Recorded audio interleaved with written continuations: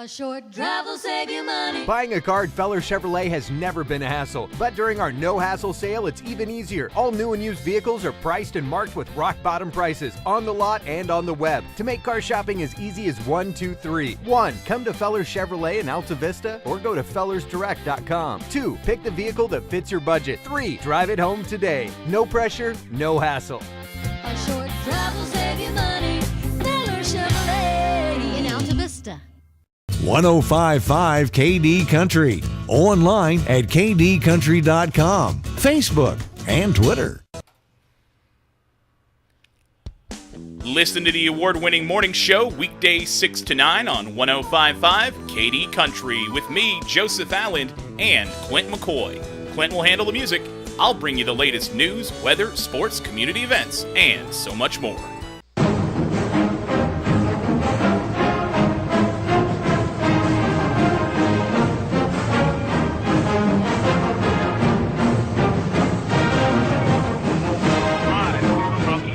Elementary in Haysi, Virginia. It's time once again for Colonel Football on 105.5 KD Country. And thank you very much for joining us once again, folks. It is the Subway pregame show. It's the Altavista Colonels on the road taking on the Haysi Tigers.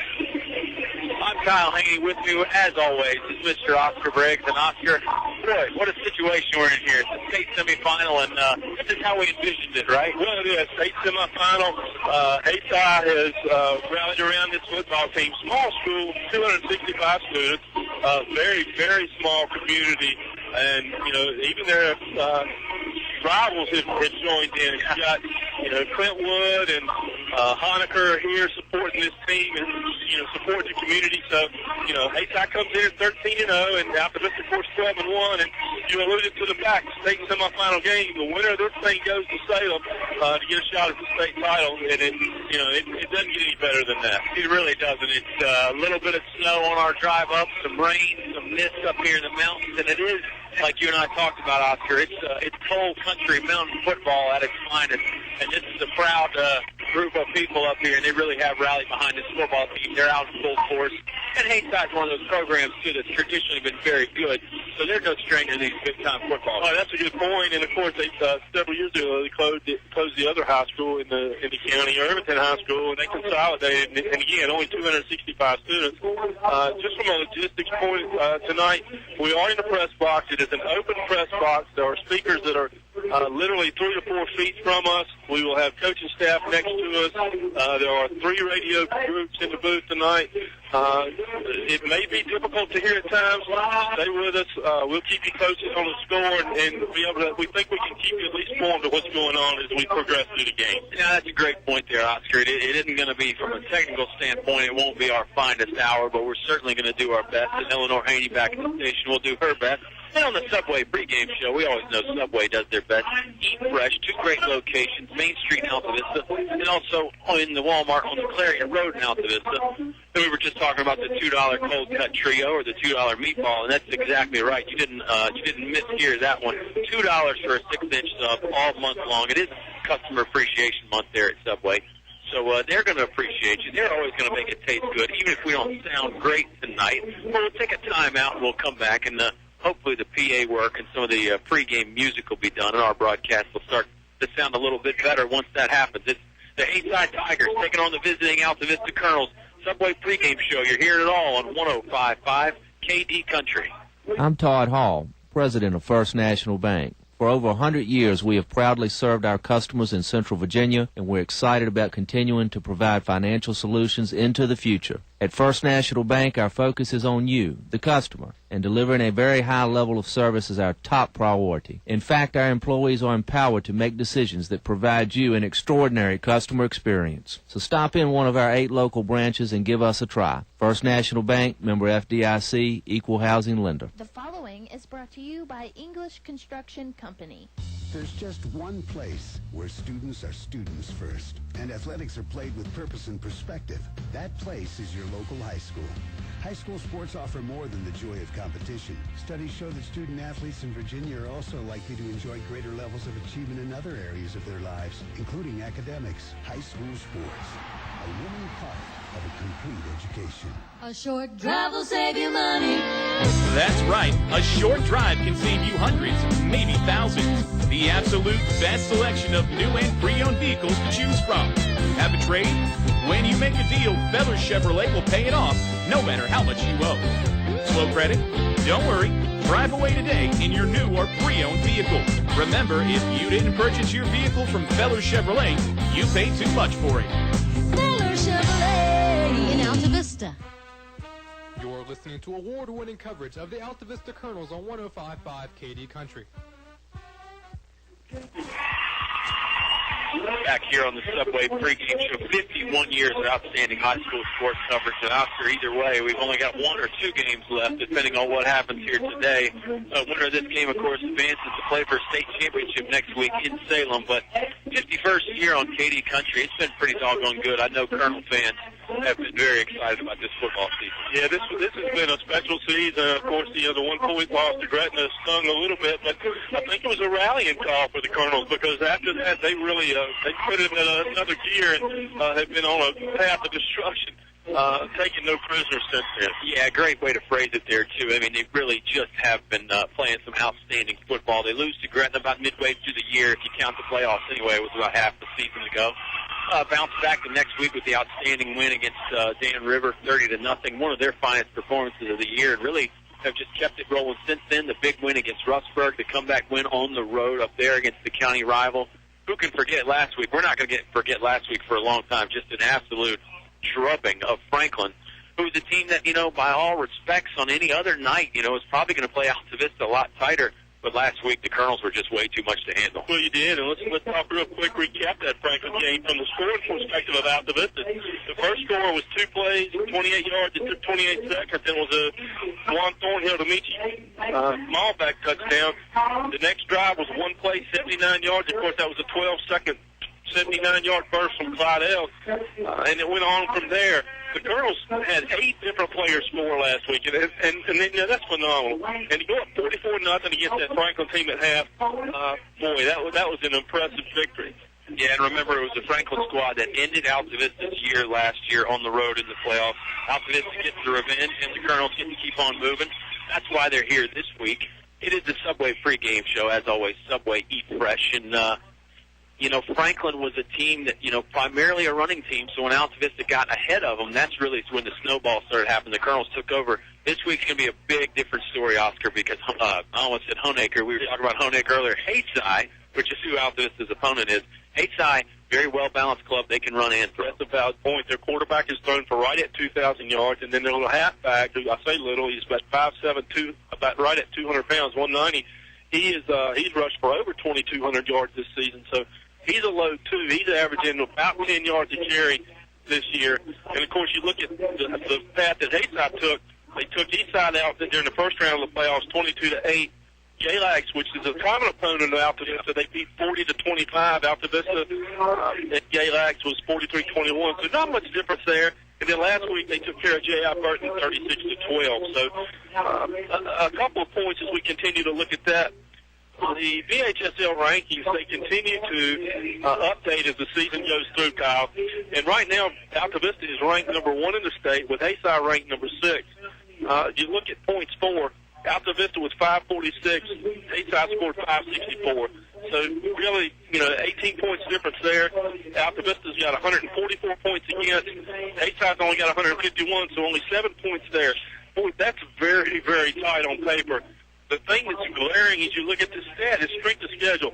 Altavista with a rating of 36, Haysi with a ranking of 12.1, and what that means is you look at those rankings, and Haysi, out of the 48 1A schools, has the 47th worst strength of schedule. Yeah. On the other hand, Altavista has the 3rd best strength of schedule, only taking in account with Radford and William Campbell in front of them. To me, that's the big disparaging stat that looks like Altavista may have played a little bit tougher competition that may be the difference tonight. Yeah, and I think, at first hand you say, well, maybe we're biased because we're the Altavista radio station, we're Altavista fans, but, it's hard for the computer to be biased. And let's face it, teams like Gretna, teams like Appomattox, Dan River, Franklin last week, those are all teams with winning records, and they're very, very good ball clubs. And Haysi, they've played some good teams this year, but I think you and I talked about they've only played 2 teams with winning records in the regular season. Now, obviously, the playoffs, they picked up a couple of the teams with winning records there. But the Colonels have really played some stiff competition. Well, they have, and not taking anything away from Haysi. You make the schedule, and you have to play against who you play against. Right? So, and they're 13-0. I mean, they've beaten everybody that's been put in front of them. So you can't take anything away from the Tigers. The one team that they had a little bit of a struggle against was Clintwood. Clintwood ended up 8-3, and that game was won 26-22, and that was here at home. So, that was really the close game that they've had all year. So, yeah, and we talked about it a little earlier. Clintwood is one of their big rivals, if not their biggest. That's an in-county rivalry for them. So those games are always going to be a little bit tighter, and sometimes hard to judge that by the score. About 10 minutes from kickoff, we'll take another time out here on the Subway pregame show. Tigers and Colonels coming up when we come back on 105.5 KD Country. This holiday season, El Cazador Mexican Restaurant reminds you that Christmas in other climates may be different as far as the weather is concerned, but the spirit of Christmas knows no boundaries.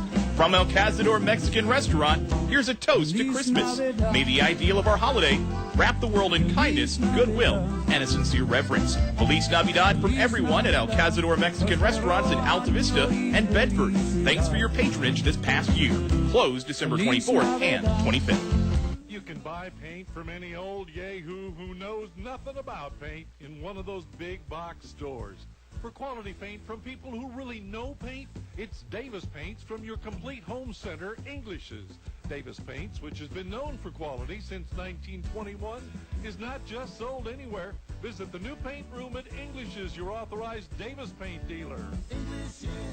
English's is your complete home center. On North Main Street, Altavista. Chef's Drive-In is a proud supporter of Altavista High School athletics. And after a great game, stop by Chef's Drive-In at 1101 Main Street in Altavista for the best food around. The next time you're hungry, there's no other place to go. Give Chef's Drive-In a try today. When it comes to ham biscuits, hamburgers, hot dogs, or fries, Chef's Drive-In can't be beat. And if you want the best milkshakes in town, you've got to give Chef's a try. Chef's Drive-In, Main Street in Altavista across from CBS. You're listening to award-winning coverage of the Altavista Colonels on 105.5 KD Country. Happy holidays from Haysi, Virginia here as we are back on the Subway pregame show. National anthem concluding, and they're saying a little prayer here at the football game today. We'll pause for just a moment. Thank you for all you do. We ask that you forgive us in our shortcomings. In the name of Jesus we do pray. Amen. All right. I don't know if you can hear on the air there or not, but big crowd here at Haysi. You can probably hear that, Oscar. And we've talked about all the other issues. I guess it's about time to talk about the field conditions down there on the actual playing surface because it's going to be slightly different. It's hard to grow grass up here in these mountains. I think summer's only about 2 months long. Yeah, slightly different conditions, and of course it was a point of Altavista filed a petition to have the field reviewed, and VHS did come and review it, and they did not approve it until the field was aerated and some sand put down. But once that was done and agreed to put the tarp on the field, then they approved it.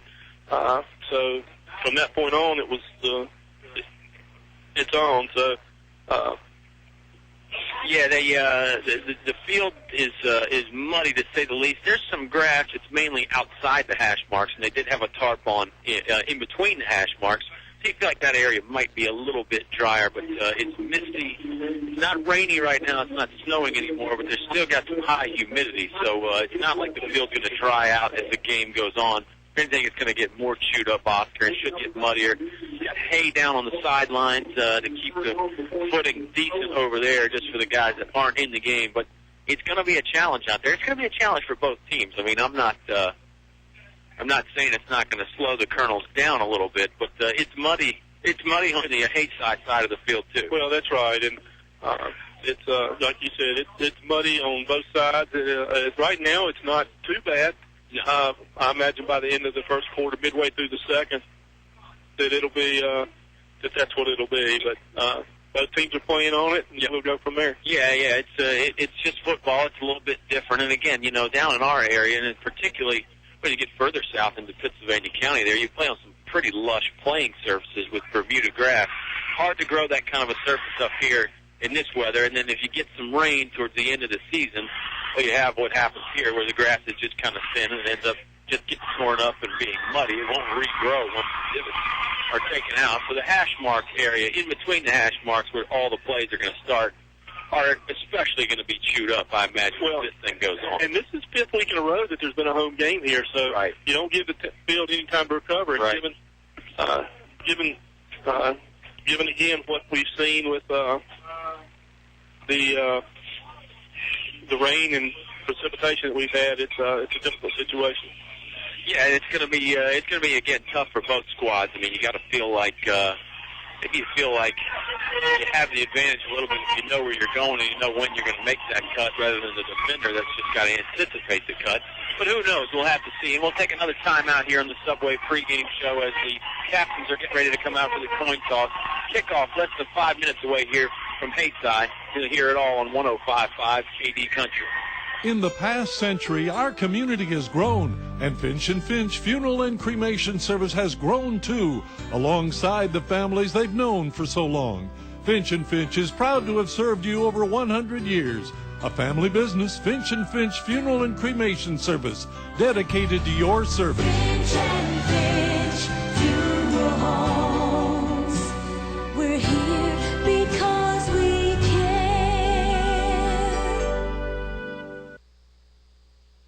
When you need gas or hungry for the best fried chicken around, One Stop Mart is your one-stop shop. Congratulations, Altavista Colonels, on a great season and making it to the football playoffs.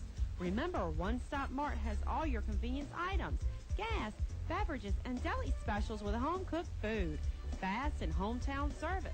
One Stop Mart, Main Street, Altavista. Go Colonels! From small to tall, Highview Motors GMC has it all. Highview Motors GMC, an authorized GMC team with fantastic pricing. Highview Motors Collision Repair and Body, bringing back the shine with top-notch frame and unibody repair. PPG Paint, 24-hour towing, working hard to earn your business. Highview Motors GMC, Main Street, Altavista. Small to tall, we've got it all. Highview Motors GMC. You're listening to award-winning coverage of the Altavista Colonels on 105.5 KD Country. Coming back to Haysi Altavista football Colonel football game tonight, state semifinals. Give a quick shout out to Eddie Barnard, listening in Whitehall, Arkansas, quarterback for the Altavista Colonels in the early 70s, and he's been listening faithfully on www.kdcountry.com. We appreciate that, Eddie, and thanks for your support. Yeah, big shout out to everybody listening. I know Bob Alvis is listening. I bet my buddy Josh Cothran is probably listening back there in Altavista, and so many more. And again, if you get us, tell us about it on Facebook. We'll give you a shout out on the air and let everybody know that you're listening. You wouldn't be listening without the support of our sponsors, and they've been there for us all year, Oscar. People like Chef's Drive-In, keeping hometown pride alive. One Stop Mart, your one stop for gas, food, and beverages. Highview Motors, from small to tall. Highview has it all. David W. Shreve, when life happens, turn to David W. Shreve. Perkins Twin Tire and Auto Service, your Michelin Tire store in Altavista. Apple Market, serving you from 3 great locations, Main Street, Gateway, and Riverside. See Farmer Auto Sales, best deals on wheels. Select Air, give Donnie a call today, 841-1580. First National Bank, focused on providing an extraordinary customer experience. English Construction Company, wishing our high school athletes an exciting and injury-free game. El Cazador, the happiest place in town. English is your complete home center. Headquarters for Davis Paint. Finch & Finch Funeral and Cremation Service is a family serving families since 1905. And, of course, we could not do it, again, without the support of Walmart in Altavista. They sponsor the internet broadcast at kdcountry.com. So for anybody that ever listens online, thank Walmart for that. Save money, live better. Walmart, both teams are out on the field after the coin toss. Actually, here comes Haysi out of their locker room.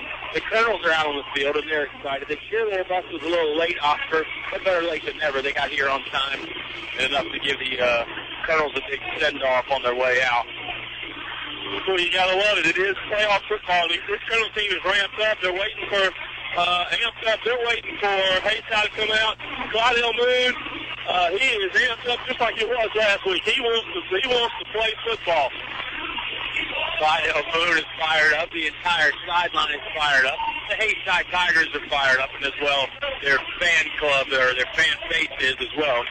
So it is playoff football atmosphere, state semifinal stuff, and this is what you imagine when you come up here in the mountains, a cold, windy kind of day. They're shooting off some fireworks themselves there in the right end zone, Oscar, and I think it's going to be a nice test for the Altavista Colonels here today. You got to like the Colonels' chances, but the game, of course, is not played on paper or in a computer simulation. Yeah, that's right. And you know, I did run it on the simulator.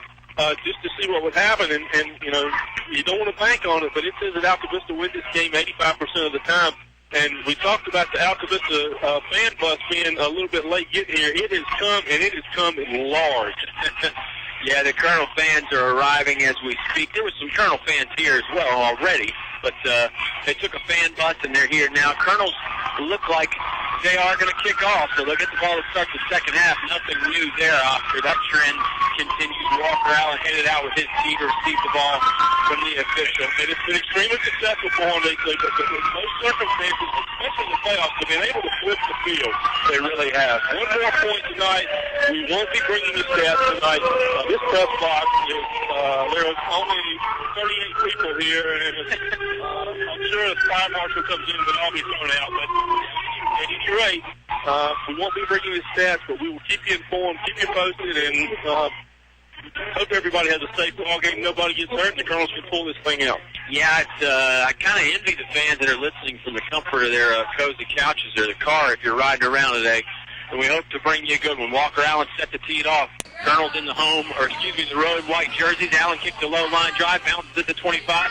It's fielded by the up man. They pitch it backwards to number 3, Tanner O'Quinn on the lateral. O'Quinn looking for the right sideline.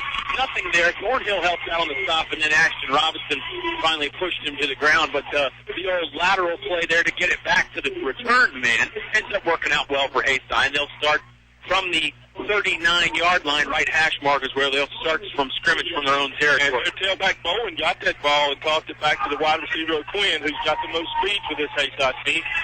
Again, did get it out to the 39-yard line, 1st and 10, and we'll see how this. It's already a timeout, official timeout. Yeah, it was not Walker Allen's best kick by any means. It was a low line drive. About the tee, did knuckle back there. Flag got thrown there at the end of the play, but they wave it off. May have just come out by mistake. And it looks like Haysi ready to go now. They'll huddle from about 7 yards behind the football. Again, Colonels in the road, white jerseys, orange pants, black helmets. Everybody's got the black socks on. Haysi wears red, a little bit of black trim, but it's mainly just a white number. Red and white are the main colors here for the Tigers, and they'll go from a shotgun formation. Now they shift a bunch of personnel, and it looks like the quarterback, Jalen Sykes, will get under center, I formation. Here comes the toss play. They're going to Bowen. Bowen gets strung out. He gets hit hard by Juan Thornhill. Thornhill drops him in the backfield. Nothing new right there as Juan Thornhill starts the game on defense like he tends to do, Oscar, with a big play. Yeah, well, not a good spot again. That ball's put a good clear yard and a half where the stop was made. But again, that's a 1 yard loss to bring up second, and they're going to call it 2nd and 11 from the 38-yard line. Yeah, Bowen was trying to go off left tackle there. Then the play got strung out. Good defense by Ashton Robinson and the other defensive line members. That allowed Thornhill to come in and make the stop. 2 wide receivers each side, 1 fullback. Sykes wants to pass. He's looking right side. Looks like Navy Jones is there. He almost picked it off. Ball was overthrown from its intended receiver, and Navy had a chance, but he just couldn't pull it in. That'll bring up 3rd and long. Well, not only did he have a chance, but the receiver from Haysi, Jalen Sykes, who's a favorite target, did not have a chance of catching that ball. Navy had great position, was 3 steps behind him. It's up 3rd and long. Navy was really the only guy that could catch the ball, and it just bounced out of his hands. 3rd and 11. Haysi has their first offensive test of the night so far. This will be from the left hash mark. Haysi is going right to left, back towards the elementary school at Sand Lick. fakes the handoff. Sykes wants the pass. Here comes the pressure. Screen play, and it's set up nicely. Got some room left side. This is Bowen. Bowen slips down. Muddy turf, like we said. No Colonel really going to get credit for the tackle, but 4 or 5 white jerseys were closing fast, Oscar. Brings it up to the 43-yard line. That'll bring up 4th and 6. It looks like they're trotting the punting team out. Looks like a 3-and-out. Great start defensively for the Colonels. And Bowen tried to cut off his inside foot on that play. Spread punt formation for the Haysi Tigers. This is not a traditional look here. They've got 3 groups bunched up to the left and 3 groups bunched up to the right. Still the same amount of eligible receivers. Here comes the punt. Not a good snap, but I think they want to fake it. Pass, and they got a man there, and it's caught on the fake punt by number 16. That's Gage Hill. Hill will have enough for the first down. It was a fake punt, and they really spread out the Colonels. Colonels were unsure of how to line up. It will keep the chains moving for Haysi. I put us down yardage on the passing play after the fake punt. Yeah, nice play. It was ugly, but the receiver was open. It wasn't the best thrown ball in the world, but he elevated, was able to reel it in. And it looked like number 16, Gage Hill, was one of the guys that was off the line of scrimmage, so he was eligible coming out of the backfield. And there is a question of whether they're talking about where the spot of the football is. They're talking to 40. I got you. They're talking about Dante Poindexter, telling Dante to cool it. Yeah, they're going to send somebody in for Dante Poindexter. Looks like Short coming in for Poindexter. Mostly Altavista personnel stayed the same so far. Spread formation from the shotgun is how Haysi will operate. 2 receivers to each side of an up back. It looks like Bowen's going to keep it himself on the quarterback keeper. He dropped. Great tackle by Destin Brown. Brown got him around the ankles. Called a 2-yard pickup for Jeffrey Bowen, who was in there at the quarterback spot that time in the shotgun. They took a direct snap. And, again, Bowen, can't reiterate enough that he rushed for over 2,200 yards this year on 194 carries. So, he's a sturdy, but he's a fire plug. Yeah, that's a great way to phrase it. He's sturdy. He's not really your typical looking tailback. He's built pretty well, built more like a fullback, but he's certainly got enough speed to make it work. He'll split out this time. Yates is the lone setback. As Sykes goes under center for Haysi, they hand it to the first man through, and that's the fullback, Yates. Yates drops after a nice pickup. This will bring up 3rd and short. He got it across the 40-yard line, and it looks like Haysi needs to get to around the 36-yard line, so we'll call it 3rd and 4 coming up here. Yeah, that's a good call, Kyle. 3rd and 4. And again, that's for the 2nd week in a row. We've seen that fullback lead in. Seen that fullback handoff direct leading the block. Yep. Fullback was successful last week for Franklin. It's not the only thing they had going. 4 receivers. They into the fullback again. He stuffed up this time. Not much there. Looks like McLeod in on the stop this time. Now the whole team is there. He's well short of the first down marker. Flag comes out as they were pushing him back. Didn't see anything out of the ordinary there, Oscar. I mean, the whistle blew, but it's hard to just stop pushing the guy right away. They'll call this a personal foul against the Altavista Colonels. Don't know if it was on any one guy in particular or what. They had him stopped, and the whistle blew, and again, the referee's giving the information to Coach Sean is now be an automatic first down, and they're going to mark that from probably the 40-yard line all to put it at about the 25. You stopped short, at least 2 or 3 yards short of the line of scrimmage. Probably Haysi would end up going for it again on 4th down, and who knows whether they get it or not, but they'll get the free yardage here thanks to the penalty. And the chains will move, and Haysi will scrimmage this one from about the 23.5-yard line in Altavista territory. 3 receivers to the left, 1 tailback, 1 receiver to the right. Jalen Sykes goes under center for the Tigers. Takes the handoff, and he wants to pass on the slant. Incomplete. And this will bring up 2nd down very quickly. 8:41 to play here in the Apple Market first quarter. 0-0 is our score. Little slant play where he takes a 3-step drop and slants it in. Again, great defensive position by Navy Jones. 8:41 to play. It seemed like I said 8:41 to play before that play started. And the referee does want to wind the clock a little bit here, as the clock was not right. Now they're just letting the clock run, even though it was an incomplete pass. And this will bring up 2nd and 10. Haysi will fake. No, they'll give it to the fullback. First guy through is Yates, and the ball might have come out. Referee threw this little signal flag about a fumble there, but it looks like Haysi got the football back, and it'll be 3rd and 10, no gain. will bring up 3rd and 10, and it'd be nice if the Colonels can come up with a stop here. Obviously, Haysi will be in 4-down territory. Bowen, as a kicker, was watching him in warm-ups. He can go to about 25 yards, but this would be well outside his range. Yeah, and you got to figure it's even tougher to kick on the muddy ground like this. Not to mention it's cold, so it's hard to really compress that ball all the way and get the full distance on the kick. Big 3rd down coming up here. If the Colonels could get a stop, it would certainly force Haysi's hand, and the Tigers would probably have to go for it on 4th and long. 3 wide receivers to the left, 1 to the right. Sykes wants to throw again. Fade route to the end zone. It's caught for a touchdown. Haysi caught it on about the 10-yard line, and it looks like Tanner O'Quinn took it in the rest of the way for the touchdown. Nice throw over the shoulder of Navy Jones. Navy was right there with him step for step. Nicely thrown ball and a nice catch.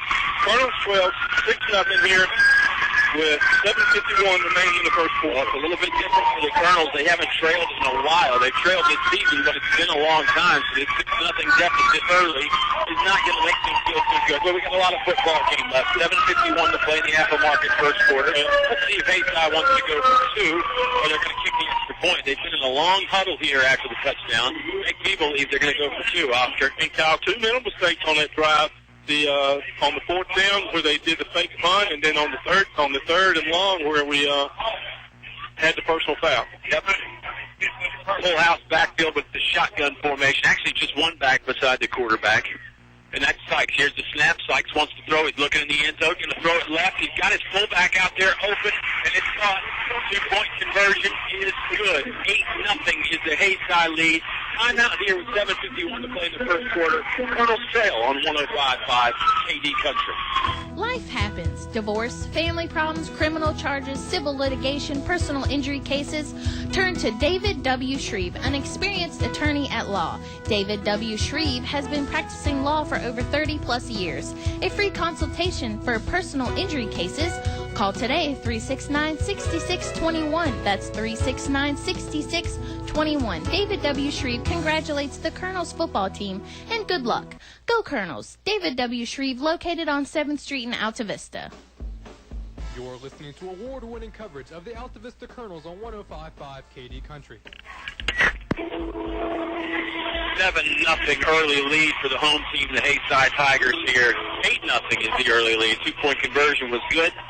And the Colonels trailed for the first time in a while, Oscar. Yeah, it has been a long time since they trailed. It was actually the Rustburg game, so they did come from behind in that game. They absolutely did. It's not that the Colonels can't play from behind. Obviously, you don't prefer it, but they trail right now 8-0. Good opening drive by Haysi, and you mentioned it. A couple mental miscues by the Colonels helped extend that drive. The fake punt converted by Haysi, and then the 15-yard personal foul penalty on the Altavista Colonels for really, I guess, just playing too long after the whistle blew.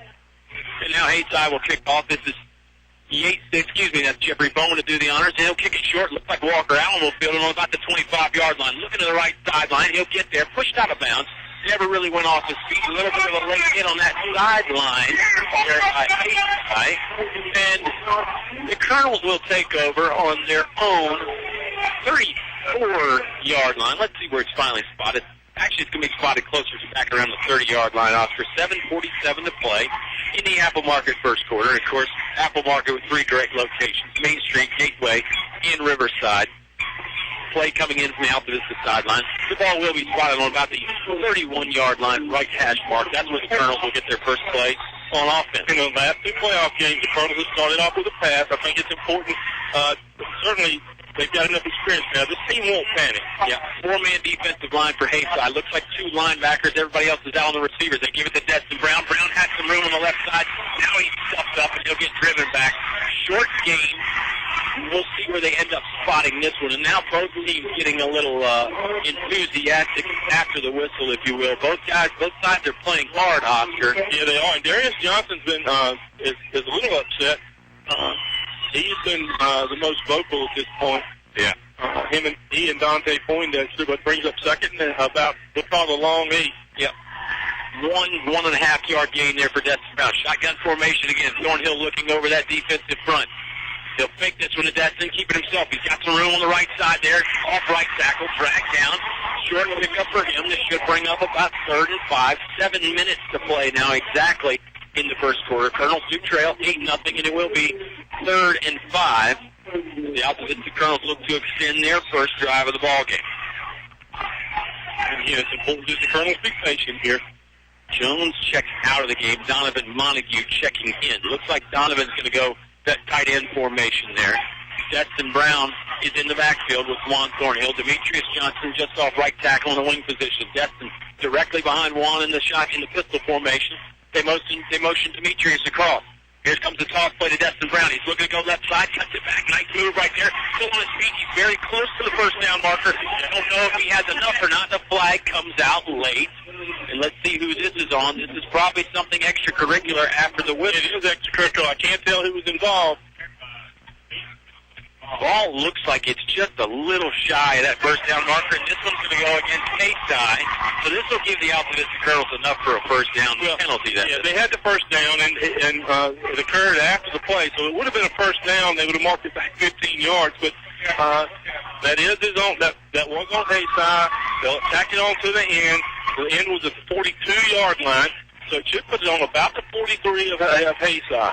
And just so nobody at home thinks anything, these are neutral officials up here today at Haysi. When you get to the state semifinals, I think even last week in the quarterfinals, you got neutral officials, so it's not like hometown guys from Haysi here repping the game or anything like that.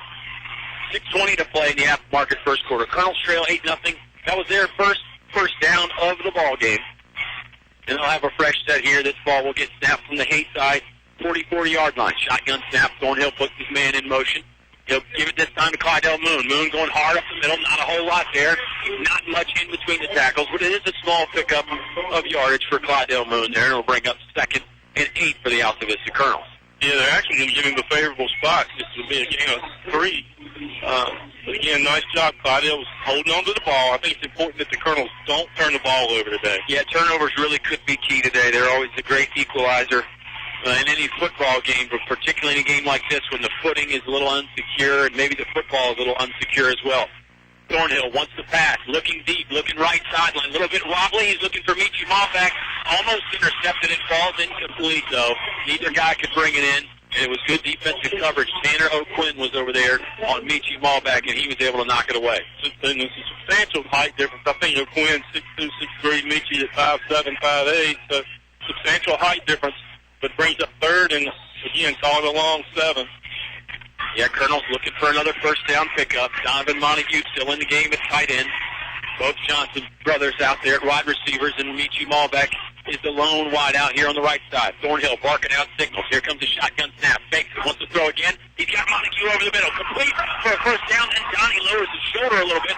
Gets it all the way across the 25-yard line. Fresh set of downs coming for the Altavista Colonels. Big pickup on the passing play from Thornhill to Montague. Brings it down to the 25-yard line. Nicely designed pass play. One we have not seen out of them this year. I'm looking down. I'm seeing Navy Jones on the sideline. He has not been in since the initial play. Don't know if he got nicked up or... Yeah, who knows? Haysi wants to take a timeout. Altavista moving the ball in chunks of yardage now. We'll take the timeout with them. 5:24 remaining here in the first quarter. 8-0 deficit to the Altavista Colonels on 105.5 KD Country. Head into winter with a set of premium Michelin tires. Drop by your Michelin dealer between November 1st and December 2nd and get a $70 MasterCard reward card after submission when you buy any set of 4 new Michelin brand passenger or light truck tires. See your Michelin dealer today. Perkins Twin Tire and Auto Service on Main Street, Altavista. Reward card eligibility is limited to tire purchases from participating dealers only. See redemption form for complete offer details. Offer expires 12/2/2013. Void where prohibited. Reward card issued by U.S. Bank pursuant to a license for MasterCard International Incorporated. You're listening to award-winning coverage of the Altavista Colonels on 105.5 KD Country. 5:24 remaining here in the first period of play from Haysi, Virginia.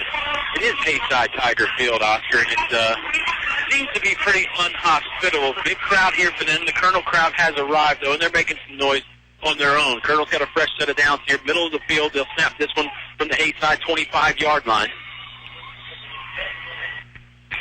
Dante Poindexter in the game as a blocking back up there in front of Juan Thornhill. Destin Brown is behind Juan Thornhill. They give it to Destin Brown. Brown going straight ahead right behind the center and the right guard.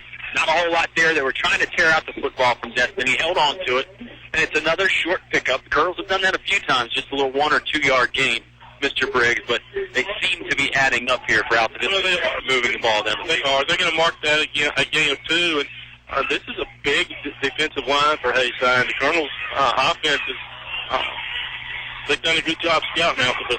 Yeah, they have. They're obviously a well-schooled, well-disciplined team. They are coached by James Cooley, and he's been here for a long time, 30-plus years at Haysi. Shotgun formation, 2 receivers each side. Thornhill wants to throw, looking over the middle to Darius Johnson, and Darius catches it, first down yardage. He's across the 10. Now he's about to the 9-yard line. Great passing play there. Thornhill to Darius Johnson on the slant. Yeah, and Darius has had some issues holding on to the ball. He took his time, gathered that in.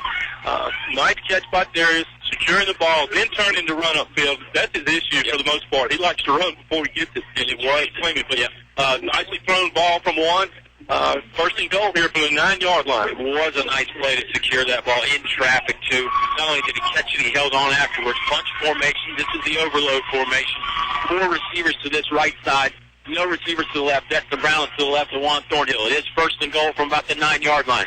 Here comes the shotgun snap. Juan's going to keep it on the bootleg. He's looking left sideline, putting a little tough. He runs through one tackle, stays on his feet, tries to stretch it to the left pylon. He's a little short of it. Good gain, though. He got it all the way down inside the 3-yard line, Oscar. Maybe closer to the 2 or the 1-yard line. No, they're going to give him a terrible spot, Kyle. They're going to put it back almost at the 5-yard line. Yeah, they will put it around the 4.5-yard line, if you will. Looks like the Colonels are going to stay in that overload formation. 4-yard pickup for Juan Thornhill. They're going to put it in the 3. So, he was closer to the 1. You're right. It brings up second and goal from the 3. Nice play by Colonels on that play. Don't know if it was a designed quarterback keeper on the bootleg play or not. Maybe Juan just saw something, an overshift by Haysi on the left side. This time it's the same formation with the receivers, but Destin Brown is to the right. Let's see where Juan wants to go with this. With bad snap, he's got to take off with it. Not much there. The Haysi Tigers got a lot of penetration, too. Juan ends up probably getting it back to the line of scrimmage, but not much else. He may have even gained an additional yard. He had trouble with the snap. And Haysi did a nice job staying in their lanes, not reacting, and brings up third and goal from. They're going to put it on about the 2-yard line. That was all on one. Yeah, blocking was not great there. The snap was not good either. Coach Sharnis wants a timeout. He runs over the official to get it. 3:39 to play here in the first quarter. We'll take the timeout as well. Colonel's got third and goal from the 3 coming up when you come back on 105.5 KD Country. Man, it's cold in here. What's wrong with your heater?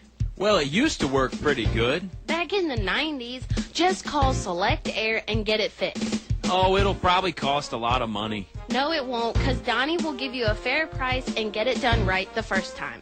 Maybe I'll call Select Air tomorrow. No, you will call Select Air today, because it's freezing in here. Select Air, 841-1580. 841-1580. Online at selectair.webs.com. You're listening to award-winning coverage of the Altavista Colonels on 105.5 KD Country.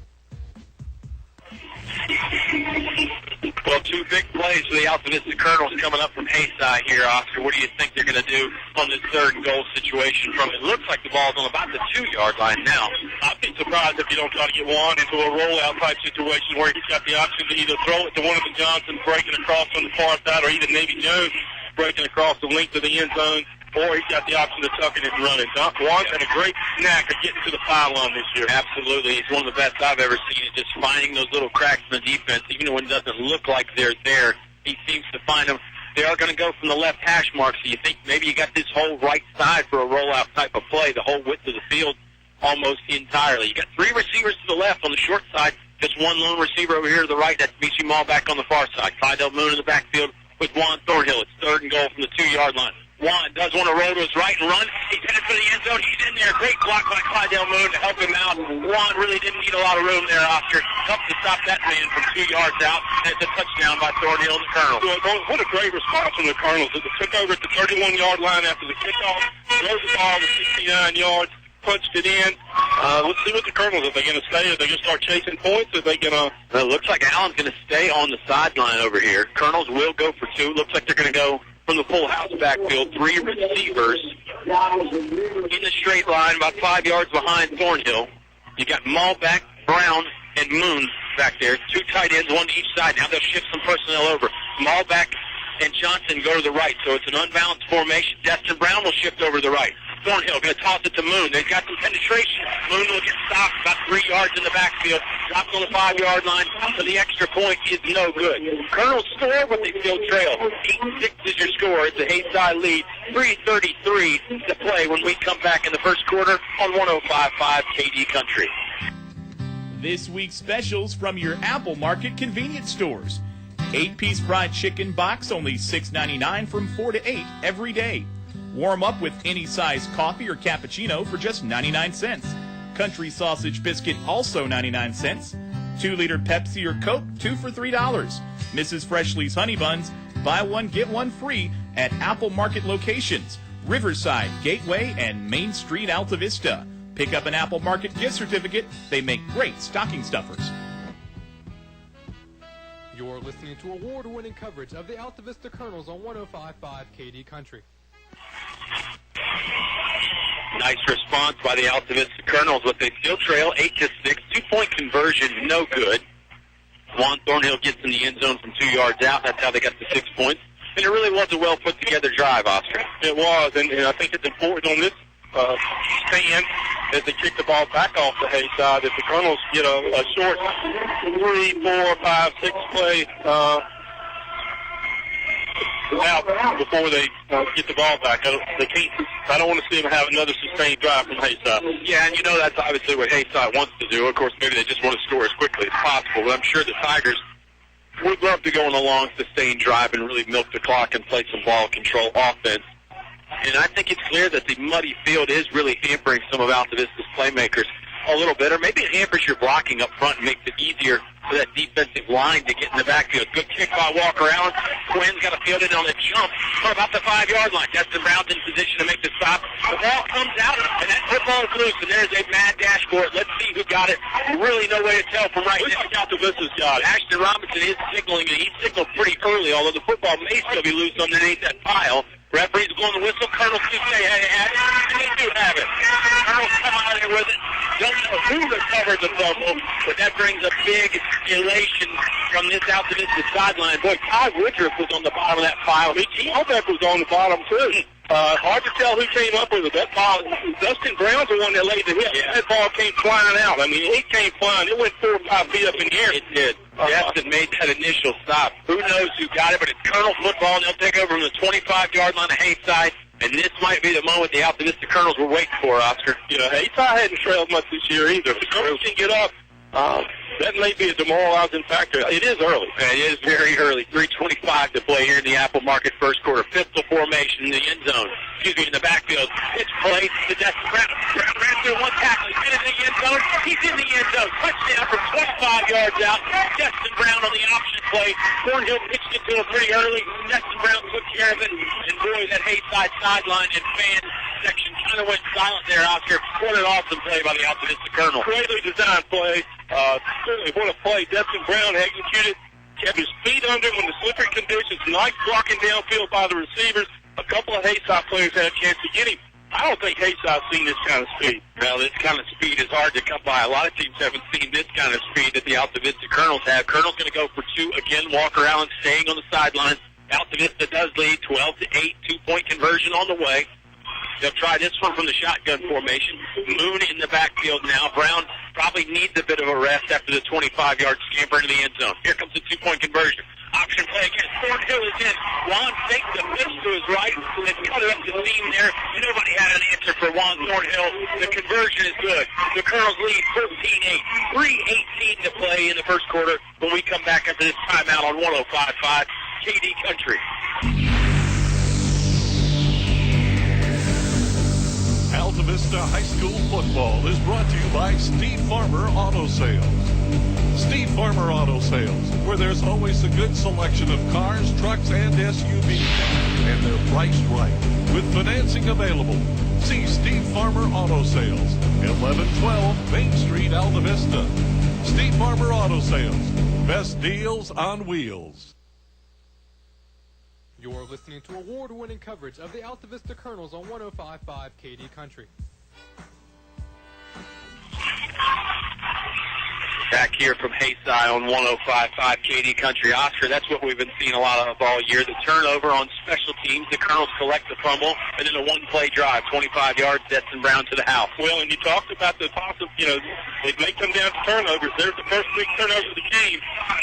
Altavista capitalized quickly. Yeah, they really did not take long at all. About 4 or 5 seconds for Destin to run through those initial first 2 tackles and then make his way into the end zone. 2-point conversion was converted by Mr. Juan Thornhill on the option play. And it was one of those filthy point guard fakes that we've seen come to see out of Juan the last 2 or 3 weeks. Yeah, really sold the fake pitch there and then cut it up the seam to the end zone. High kick, and it looks like Altavista has gone offside. The flags come out right there on the 40-yard line where they kick it from. Colonel's left too early. Well, I'm going to tell you, that was a break because it was one of those high end-over-end kicks that's almost a shank, and it came down at about the 30-yard line. It wasn't one of his better efforts, and I think he had a substantial return coming. 3:18 to play in the first quarter. Colonels do lead 14-8. They trailed 8-0 initially, but they've scored twice. Juan Thornhill scored the first touchdown. Destin Brown scored the second. Thornhill got the 2-point conversion. And let's see if Allen elects to try and kick it short again, or if he wants to kick it deep. This one comes from the 35-yard line. Haysi's first return of the football game was a pretty good one. The second return was not a good one. They fumbled it, and the Colonels recovered. And I've seen Taylor O'Quinn on film, and he can he's got great speed, and he can buck one at any time, so you need to be careful. O'Quinn scored the receiving touchdown. That's Haysi's 8 points for the ball game so far. 6 of their 8 points anyway. This one's sort of a medium-range kick, and it's going to land on about the 20-yard line. Quinn has trouble handling it. He doesn't have much room there. Almost a block in the back. Now he gets run out of bounds. No Colonel really had much on the tackle, although it's Nelson Dews that'll probably get credit for running him out of bounds. They're going to mark it at the 25, so, that did pay off. The offside's a quick whistle from the referee. At least 5 yards difference in favor of the Colonels. Yeah, 25-yard line is where Haysi is going to start. And I look for the Colonels after that. They've got momentum. They're going to start. I think you're going to see the pin the ears back and come after Haysi. They're going to be aggressive. I think you're absolutely right. They're going to try and get in that backfield as quickly as possible. Quarterback this time is the tailback, Jeffrey Bowen. He's back there in a wildcat formation, if you will. Bowens makes the pass. Now he's going to go right. Colonel's nobody there to block, but Juan Thornhill tries to go low for the tackle, and now Bowen gets chased out of bounds right around right around the line of scrimmage marker, actually. Maybe a 1-yard pickup. That's about what they give him there on the long running play, but not much going downhill north to south running, just mostly east to west. No, direct snap back to him, and he did try to get outside, but you're not going to get outside on Juan Thornhill and Navy Jones. Bowen's a great football player. He's low. He's got decent speed, but he's not going to get outside on those 2 ball players. Yeah, and it's impressive because Juan is starting from about 10 yards deep, whereas the running back is only about 5 yards deep, and Juan manages to beat the running back to the hole most every time. Wide receiver sweep here. They give it to Bowen, and Bowen gets chopped up. His leg cut out from under him. Demetrius Johnson patting himself on the chest. I think we'll give him credit for the tackle there as he upends Bowen after about a 2-yard pickup, so this will make it 3rd and 7. Yeah, it's exactly right, 3rd and 7. And, we've seen Bowen averaging about 10 to 11 yards of carry throughout the season. Yep. Colonels have done a great job getting low on him, and you have to get low on him. You do. He's a rugged ball carrier, and like I mentioned, he's built more like a fullback, and he runs it hard. Not a lot of breakaway speed, but he certainly is a hard runner. Shotgun formation, Sykes is in the backfield with one back to his left. Looking downfield, wants to pass again, looking right sideline, nothing there. Ball goes out of bounds, and there was a lot of pressure coming that time from Casey McLeese trying to get to the quarterback. He was getting to him. We talked about that in pregame when we were talking about warming up. I don't know if we're on the air or not. That he does a little 3-step, 4-step. That was a 5-step drop, and he doesn't have the time that he's been having to get some of these other opponents with his Colonel speed and the way that they blitz. A little bit more of a conventional punting formation this time for Haysi. They are spread out across the front line again, sort of like a college-style punt formation. It looks like they're going to punt this one away. Kick is back, and it's a pretty good one. Navy Jones is back there to return it. Bounces. He's going to let it go. It'll roll across the 30. Now down to the 25-yard line. So Colonel's not with great starting field position, but the defense does their job. Great. That's what we had hoped for on that play, and it was a nice punt from the Haysi player. A nice job by Navy backing off of that and not continuing to chase the ball and get away and force maybe a possible turnover. Yeah, Navy didn't have great blocking up front, so just letting that one go was probably the right decision. And the Colonels didn't aggressively go after the kick on that, the punt, but by the same token, they didn't have a return set up because they were guarding against that little intermediate pass that got them last time. Yeah, the job by Colonel's defense. The fake punt worked last time for Haysi, so you do have to recognize that and be aware of that. Colonels did a good job. 1st and 10 from the 25-yard line, far hash mark from us. 1:42 to play here in the Apple Market first quarter. Colonel still leading 14-8. One man right behind Juan Thornhill's Clydell Moon. He'll hand it off to Moon. Moon going up the middle. Good surge up front by the offensive line. It was a nice push. Moon finally goes down in a mass of bodies there. We'll call it a 3 or 4 yard gain, though. Hard running from Clydell Moon. And again, good blocking up front from the O-line. Yeah. That's fine. Yeah. See where they're going to spot that ball. Actually, it's about a 5 yard pickup now after they spot it. You're right, about 4.5. And as usual, we see Dustin with the initial offensive drive, and then they'll send Clydell in. They usually alternate in the first half. And both guys play defense, too, so it's good that they can mix and match and keep both guys fresh for both sides of the football. 3 receivers to the left, 1 to the right. Moon is to Thornhill's right. Juan looking over the defense on 2nd and 5. Juan wants to keep it, going right up the middle. Nice block from Moon. Juan still on his feet. Breaks a couple tackles, breaks another. Now he's off the race. It crossed the 30, it's across the 20. O'Kien's got an angle on him. Juan in the end zone. Touchdown out to the Colonels. Wow, no, they think pushed out on the 1 yard line. Oh, my. Hard to see from my vantage point. It looked like Juan might have gotten into the end zone. Great job by O'Quinn running him down, though. And we got a flag on the field. This is going to go against Altavista. This is a 31-yard line, and Juan had broken clear by then. Yeah, an awful call. I didn't think there was anybody really within 20 yards of Juan Thornhill. This will go against the Altavista Colonels, block in the back or a hold, either one. It's the spot of the foul, so it's going to move the football back to at least about the 40, I think. Yeah, it's a 10 yards from the spot. They marked it at the 31. It'll move it back to the 41. Still a first down. It is first down. That's a great point. Juan Thornhill, wow, what a run. He broke a couple tackles initially, stiff-armed one man away, and he was ran away from everybody else. 10 or 12 yards downfield from where that occurred, and there was no chance any of those players were going to catch him. Quinn showed some nice speed, had a little bit of an angle on Juan. Juan was never able to really get in stride.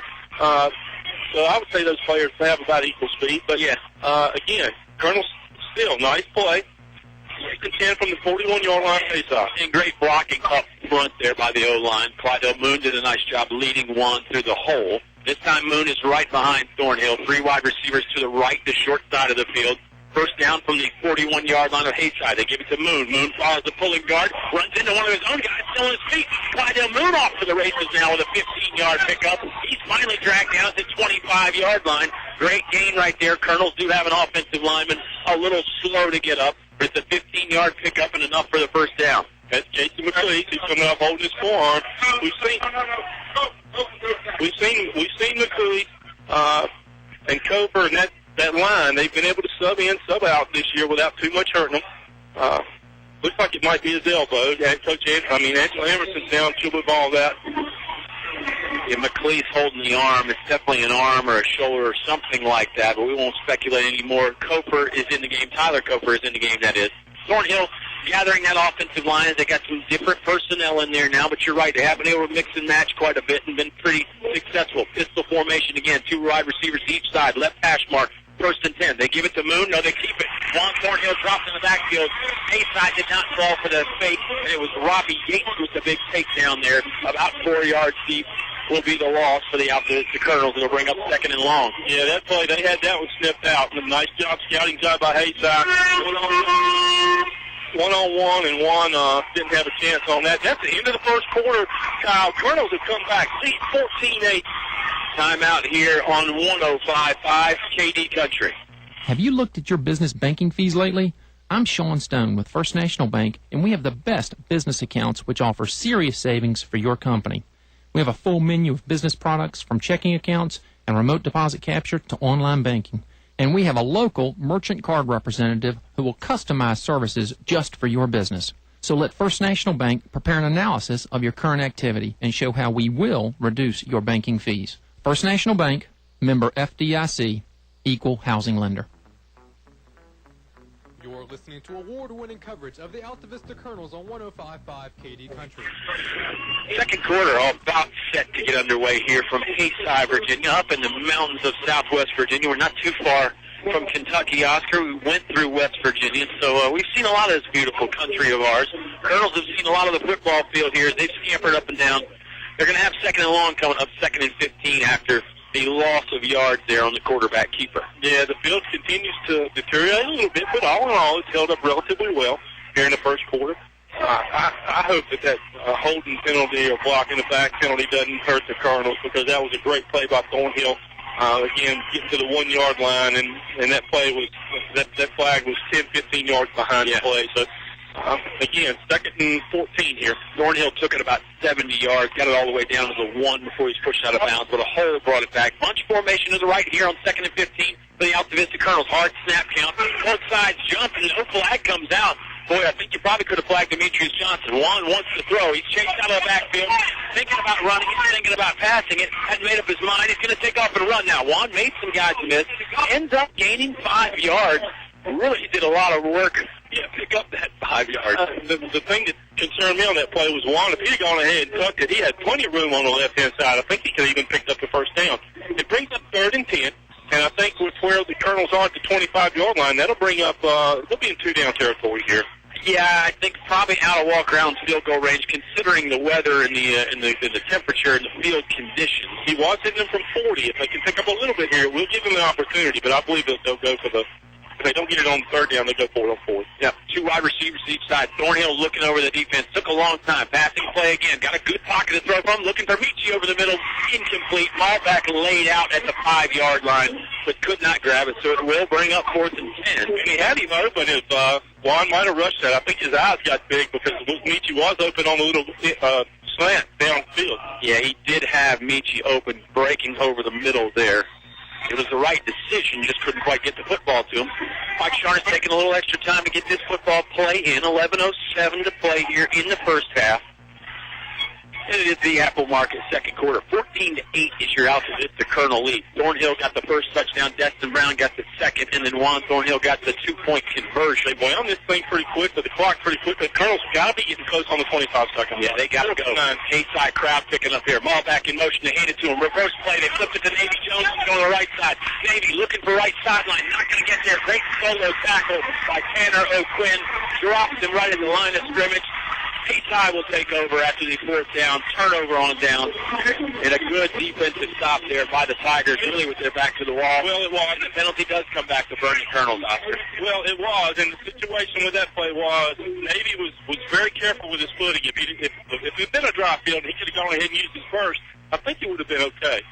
But a nice play by Haysi, nice stand by them after the penalty that had the Colonels at the 1 yard line with a 1st and goal. So that play did come out to bite them. Yeah, and you're right. You mentioned the footing. I think you're exactly right. We're seeing that the poor field conditions really are coming back to burn the Colonels just a bit. It might be a game where it's hard to get side to side. You may just have to get going forward, 3 yards in the cloud of dust kind of thing. Passing play by Haysi. It's complete. It's hit hard on the right sideline, the left sideline by Navy Jones, but it is a pickup of yardage, and it's going to be about a 9-yard gain for the Haysi Tigers on the passing play.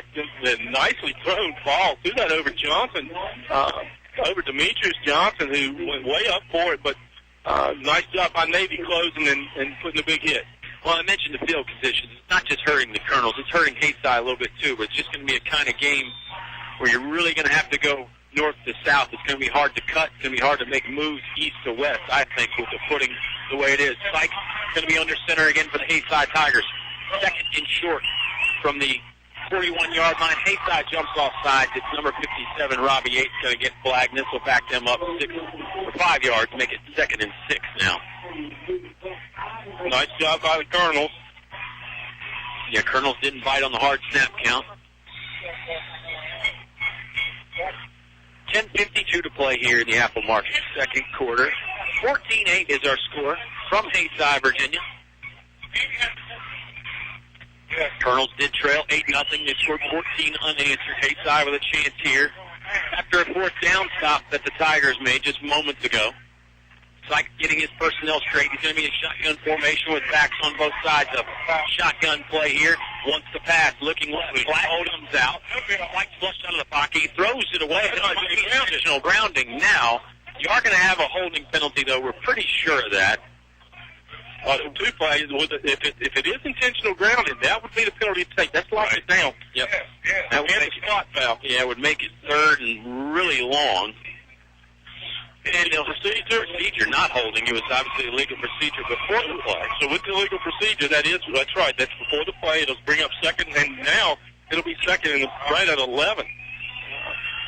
After a nice first down play, 2 back-to-back penalties have hurt Haysi here. Well, we mentioned the turnovers with a great equalizer. Penalties aren't going to help a football team either, and you call it, Oscar. Second and 11 now.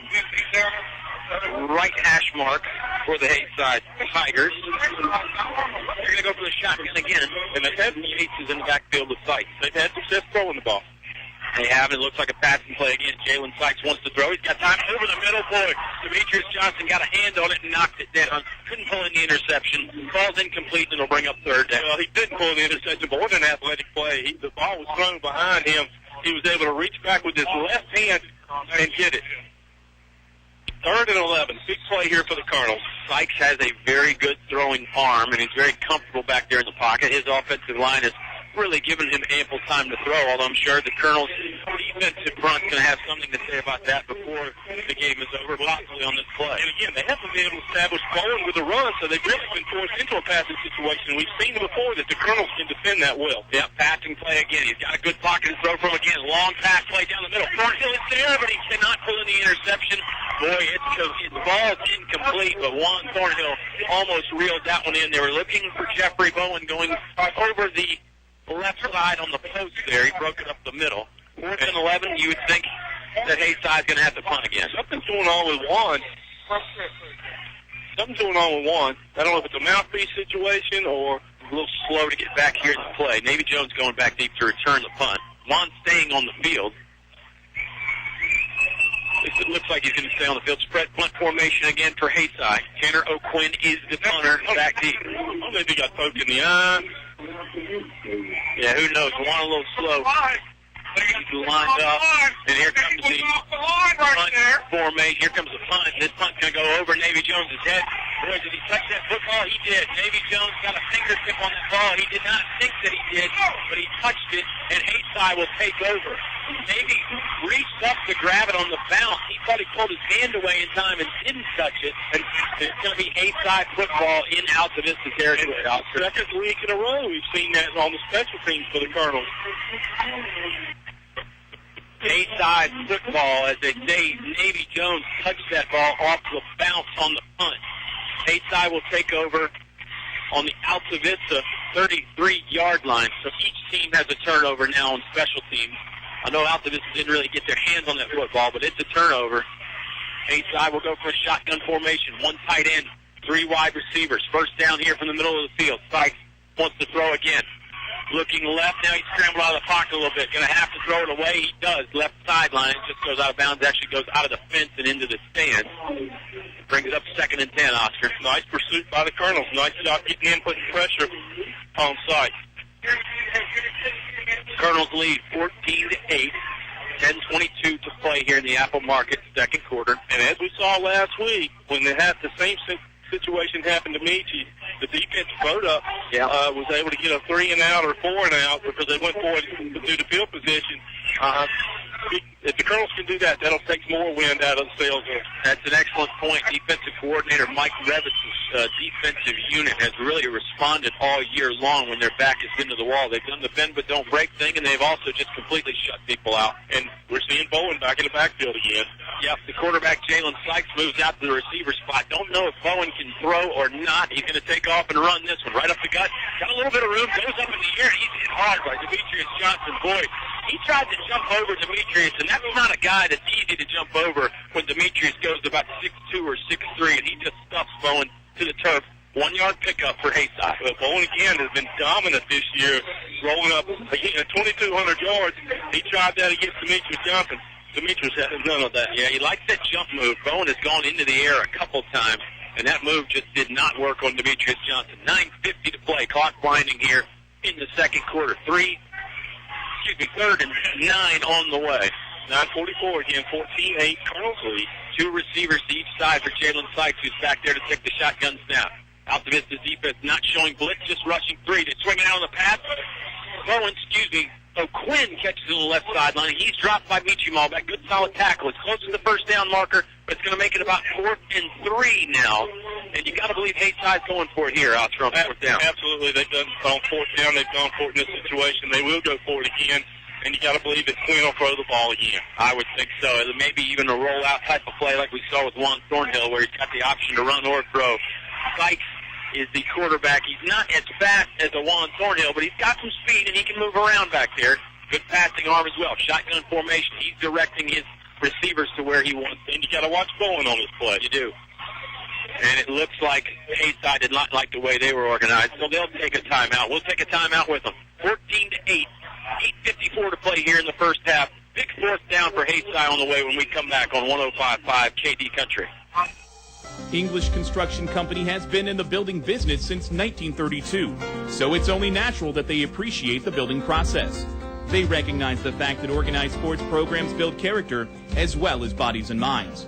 They know that high school sports build our youth into more well-rounded and more productive adults. English Construction Company is proud to be a sponsor of high school sports and salute all athletes, coaches, and teachers. A word of praise and encouragement from English Construction Company with offices in Lynchburg, Virginia. You're listening to award-winning coverage of the Altavista Colonels on 105.5 KD Country. 51 years of outstanding high school sports coverage on 105.5 KD Country. 4th and 3 on the way for the Haysi Tigers. Colonels just got stopped on 4th down. Let's see if they can return the favor here and stop Haysi on 4th down, Oscar. That would be big as far as the momentum goes, and then it would be even bigger if the Colonels could go down and get a touchdown afterwards. Yeah, it would be big. And, again, the Colonels picked up Nietzsche last week. They need to stop this and pick up Navy on this play. Yeah, this is, you got to watch for the hard count. Haysi had to punt it away on 3rd down. Navy Jones just barely touched the football on the punt with a fingertip. And Haysi recovered, and that's where they're at right here. They've run 3 plays to get to this point. Shotgun formation. Sykes fakes the run, wants to throw. Pressure was coming in. He got hit as he threw it. Intercepted. Destin Brown got the interception. And really, if he had just knocked it down, it would have saved some yards. But it's an excellent defensive stand there by the Altavista Colonels. And you said it. They pick up Navy Jones after Jones commits the turnover. Great interception there by Destin Brown. Altavista going to take over on their own 11 or 12-yard line. It's, I don't know, maybe a 10-yard difference or so. I'm not exactly sure where Haysi snapped that last play from. But a good defensive stand nonetheless. Yeah, and we talked about that before. On the 4th down, downfield, close situation, it's hard to tell a 17-year-old kid not to intercept the ball. Well, and knock it down. And again, Dustin's one of those players that thinks he can take it, or knows that he can take to the house if you give it time. Yeah, that's exactly what I was going to say. Destin probably thought he had a chance to really return that for some more yards. Ended up working out just like a punt. Either way, he takes a break. Moon comes in the backfield. 3 wide receivers to Juan's right, 1 to his left. Here comes the first down play from the 12-yard line. Juan's going to keep it himself, going right up the middle. Good hard running right there. Boy, Juan just acting like a tailback with Moon as the fullback in front of him. Pushes it ahead for a gain of 3. It'll be 2nd and 7 from the 16-yard line of Altavista. And you'll look for the Colonels if they can get a nice sustained drive here. It'll really take some of the wind out of this Haysi team. Yeah, you're right. 8:25 to play here. Probably about 8:15 when Altavista finally snaps this ball. Clock running after the running play. Colonels lead 14-8. Haven't scored in a while, though. Thornhill barking out the signals on 2nd down here. He turns and hands it to Clydell Moon. Moon with 1 cut going right up the middle. Stays on his feet. Hammer's on his ankles. He's still on his feet. Now he's around his shoulders. Driving it ahead across the 35-yard line. Now down to the 37-yard line. Big pickup for the Altavista Colonels. Moon just swirling his way around that defensive front. Gain of about 20 on that play. And again, we see, you talk about the old New York Giants, thunder and lightning. We got thunder, lightning, hail, tornado. Yeah. You had all the weapons that the Colonels have, and they may start to open it up here a little bit. It seems like the Colonels are getting more successful with moving the football around. 4 down linemen on the defensive side this time for Haysi. Hard snap count, and it looks like Juan Thornhill has been successful in drawing Haysi offside. 5 free yards going to be coming up for the Altavista Colonels here after the offside penalty. Yeah, if you look at the body language of Haysi, Kyle, What's your opinion? It doesn't look very good. The momentum really has swung to Altavista, and you're right. You see some heads hanging and some guys smacking themselves on the helmet after making some mistakes for Haysi. Oh, they look a little uncertain, a little tentative. I think the Colonels have them back on their heels now. If they can score now, again, 7:38. Colonels leading 14-8 here in the second quarter.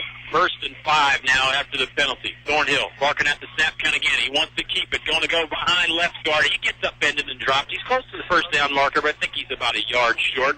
Nice gain there. He gets a hand up from one of the Haysi players, which is good to see because it did seem like there was a little bit of bad blood and some animosity early, but it looks like all that has gone away. Colonels want to go quick. Thornhill going to get under center. Quarterback sneak. He's got enough for the first down, and Haysi really is going to get away with a penalty here because they had too many men on the field, and they were trying to stop. Thornhill saw it and went quick. It was kind of the same thing Peyton Manning does, and he ran right past the side judge on the far side. He was right in front of him.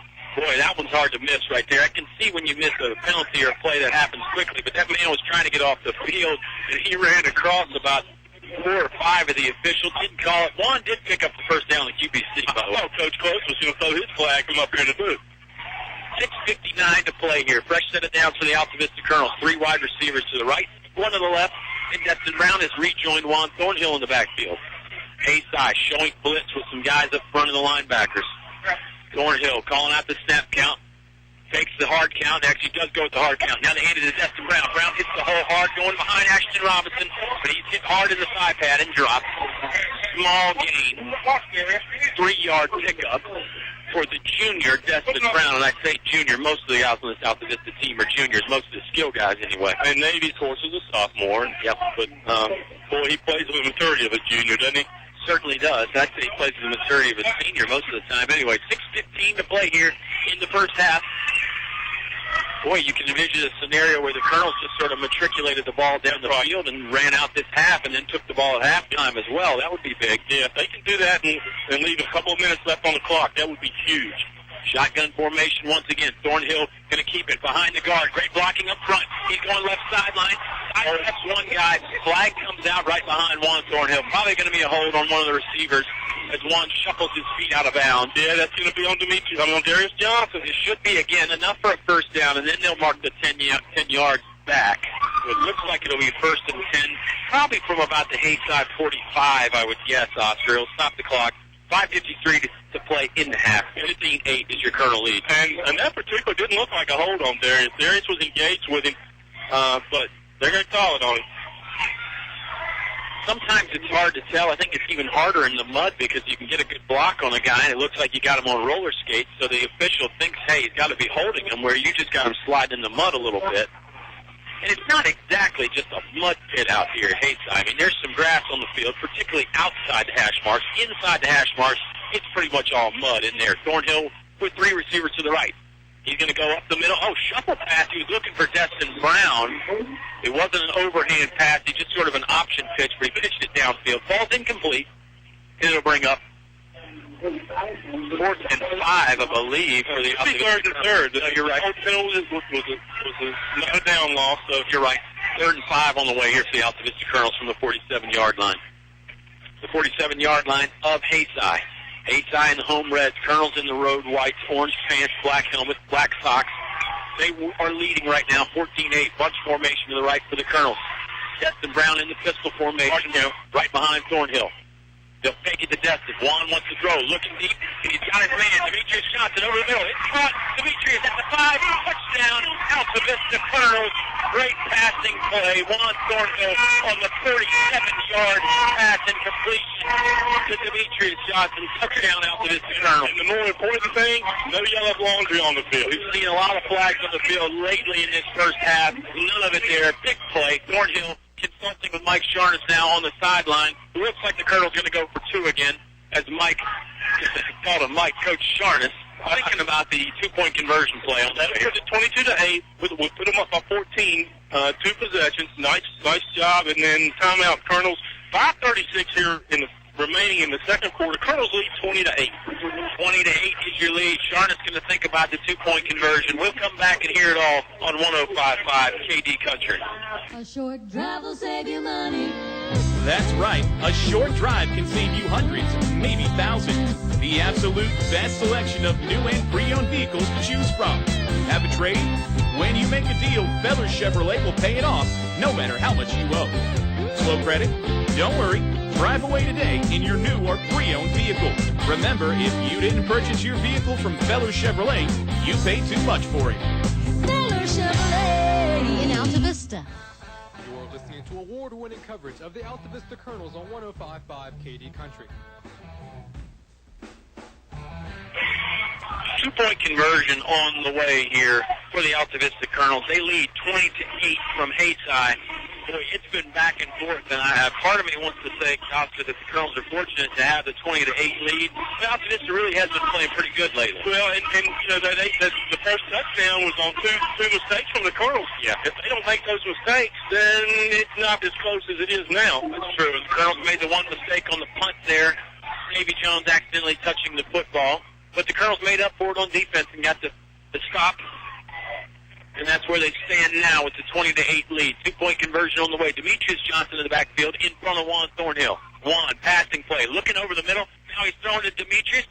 Now it's intercepted. No, it's all incomplete. Ball got touched by about 2 or 3 players there. But it does fall incomplete. We'll keep it here after the two-point conversion and before the kickoff.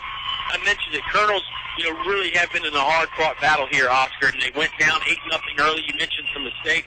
At times it didn't look like the Colonels had their full confidence level, but I think they're back. Even though they didn't get the two-point conversion there, they do lead 20-8, and it seems like they have the momentum again. It seems like maybe they've got their swagger back. Well, there's no question. I think that with Haysi marching down the field on that first drive, and again, the Colonels making a couple of mistakes, it woke them up. And they responded extremely well, went back and scored 8-6, and then on the ensuing kickoff, lo and behold, great hit by Dustin Brown, freed the ball up, either Michi or somebody just got on it in the bottom, maybe Woodruff. And lo and behold, Colonels drove it in from there. Dustin Brown. Yeah, Dustin Brown got the 25-yard rushing touchdown there. Colonel's most recent score was Juan Thornhill to Demetrius Johnson on the 47-yard pass play. So Thornhill's been doing his usual damage, and the Colonels' defense has really stiffened up after that initial Haysi drive. I don't think the Colonels came out intimidated by any stretch of the imagination. For me to say, but I think they just had to wake up a little. A couple of mistakes. That extended that drive, and this is a very intimidating place. It's close quarters, a very loud, very rabid Haysi fan base, and again, close up 2 or 3 deep around the fence, and the Colonels have responded well to that. Colonels had to get used to the footing as well. Haysi has been playing in this mud for at least 2 or 3 weeks, maybe even 4 or 5 weeks. So the Colonels weren't used to the muddy conditions. I think now that they figure out, how I can cut, how the footing works, they're starting to play a whole lot better. Allen on for his kickoff, and he'll drop this one at about the 10-yard line. O'Quinn is there to return it.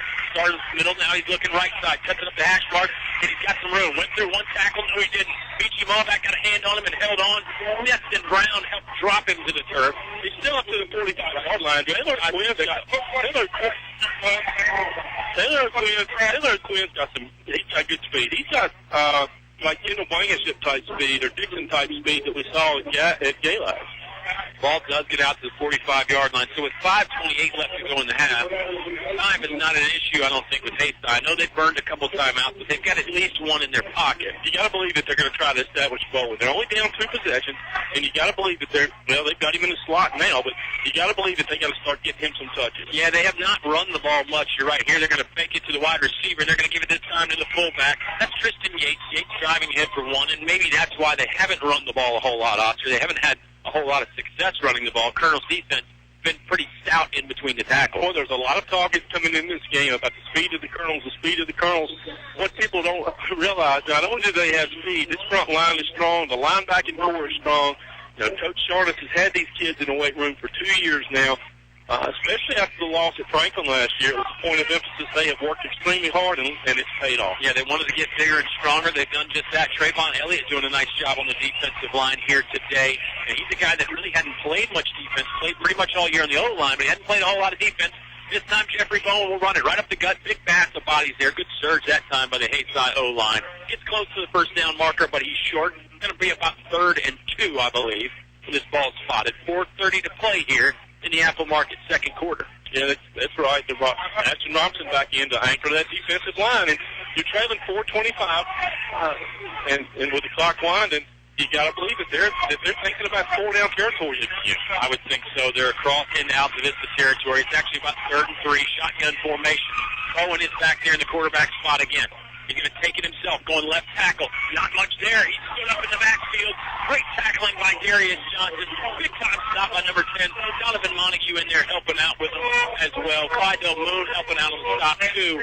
This is a loss of yards, and it's going to be 4th and 4. Let's see if Haysi elects to go for it again. If they do and the Colonels could get a stop, well, then all of a sudden Altavista would be in business at the end of the half. They stopped him on the other side of the 50. They're moving it back over. It's 4th, and we'll call it a long 4. They're back in Punt formation, but I don't trust it. Essex is up 31-7 in the other semifinal, so it looks like they've punched their ticket to the state championship. The winner of this goes to the state championship, and if it's the Colonels, we'll be there with them. Timeout on the field. Altavista has taken it. They lead 20-8. 4th down on the way when we come back on 105.5 KD Country.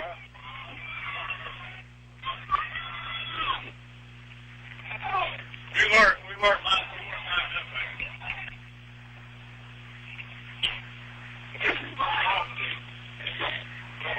20-8 here from Haysi, Virginia. Oscar. Altavista takes the timeout. Didn't like how they were lined up. You know, first punting situation of the game, Haysi picked up the 4th down when on the fake punt pass there. So again, the Colonel's still remembering that, and obviously very aware of that possibility again here on 4th and 4. Well, you had that. Then you had the other situation where Navy touched the ball, so they've had good luck on 4th down. Bring it up, back in.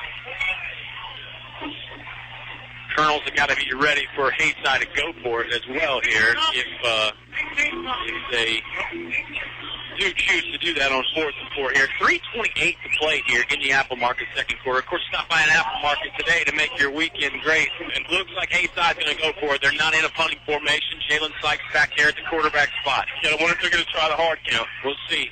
3 wide receivers each side. They don't. They're just going to run a straight passing play. Looking right. He's got a man on the out route. It's Tanner O'Quinn. Quinn's caught it. First down. He's shoved out of bounds by Davy Jones.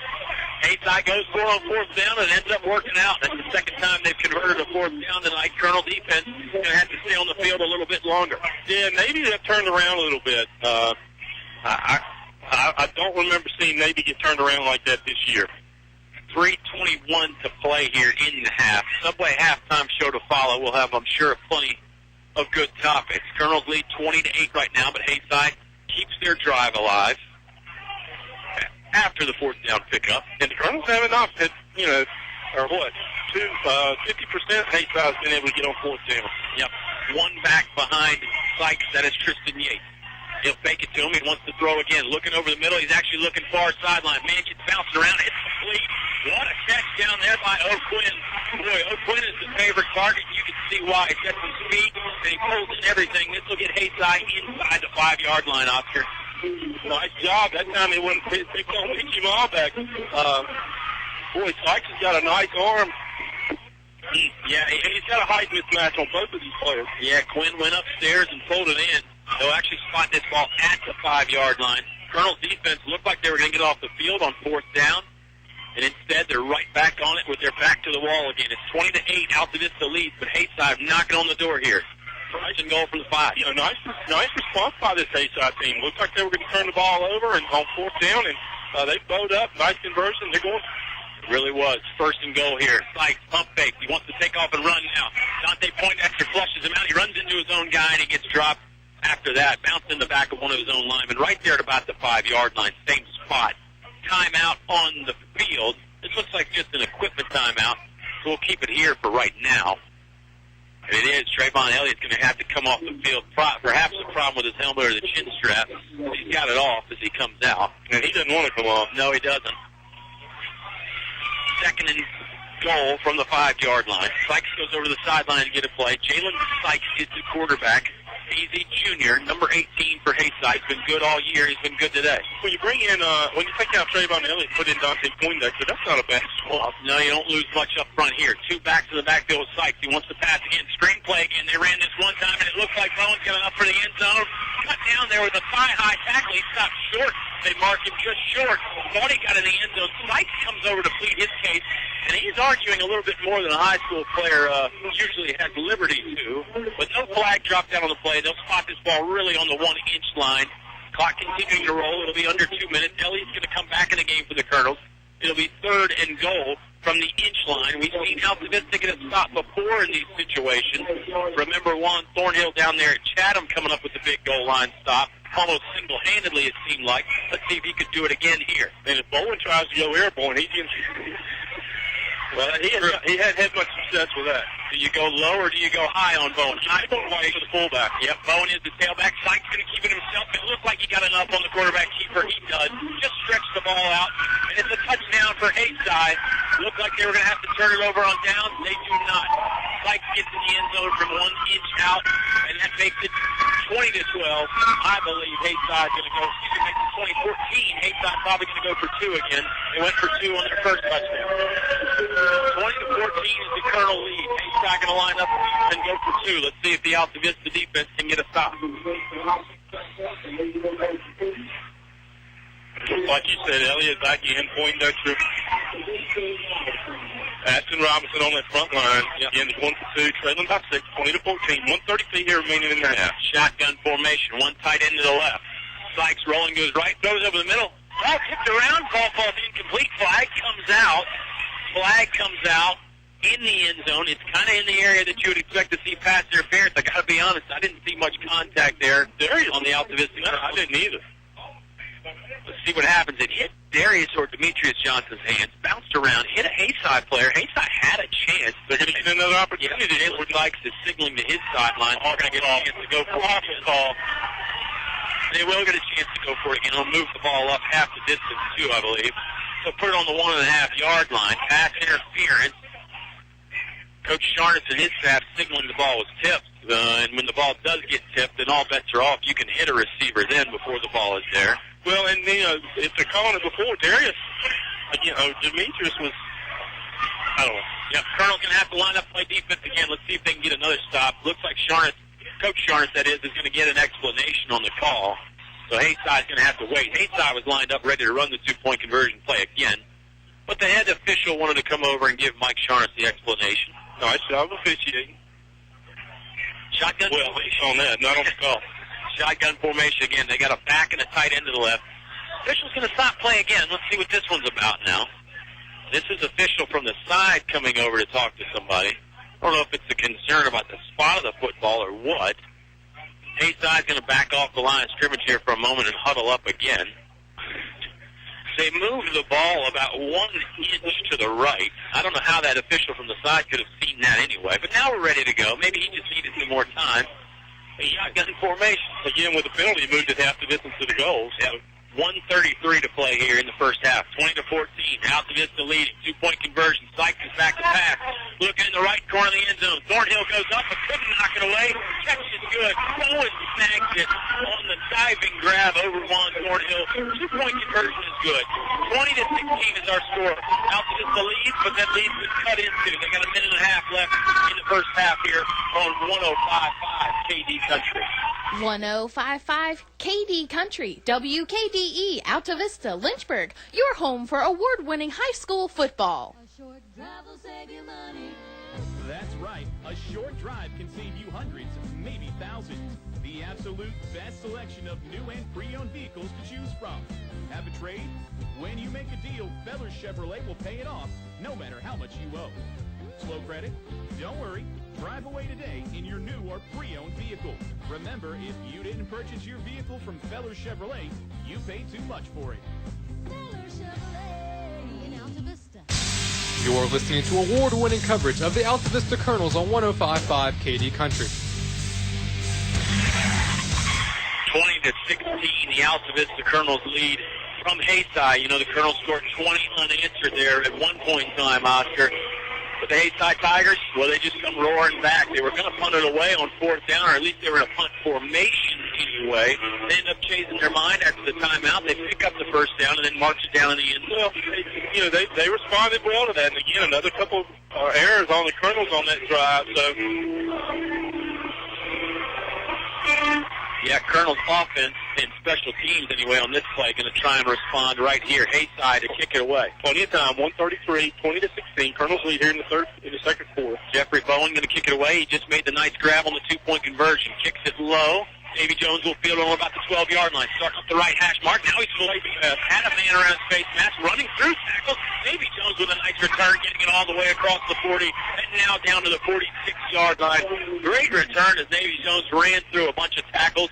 Some of them may have not even been legal. It looked like a man was up around his headgear there. No flag on the play, but Davy Jones didn't slow down, not for 1 second, until the play was finally over and he got dropped to the turf. Nice job by Davy. A lot of determination. He was wrapped up about 6 or 7 yards before he got stopped. He continued to drive. Colonels are here at the 46, their own 46, 125. Plenty of time. Be patient. You can still balance the run. One timeout, 2 timeouts left? One. Got 1 timeout left, and the Colonels do get the ball to start the second half, so that helps. Bunch formation to the left. Juan looking to throw. Got to step up. Ball knocked away. It got tipped. Trayvon Elliott was going to grab it there. Trayvon Elliott is a lineman, so that would not have counted.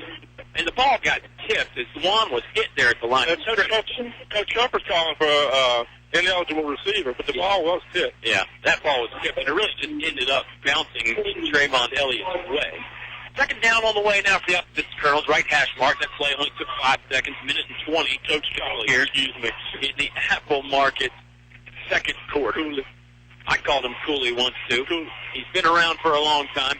Empty backfield. Thornhill makes the pass, and he wants to run. Flags come out. They came out a little bit late, but it looked like Altavista might have moved early. It is against the Colonels here. Early movement on the offensive line. This will back them up 5. Johnson never got set. Colonels a little bit rattled right here. Yeah, momentum. We always talk about momentum, and with good reason. It really matters, particularly in high school games. Momentum really back in Hayside's favor right here, but as we know, the Colonels are always one big play away from changing that. They do it all the time. Let's see if they can do it here.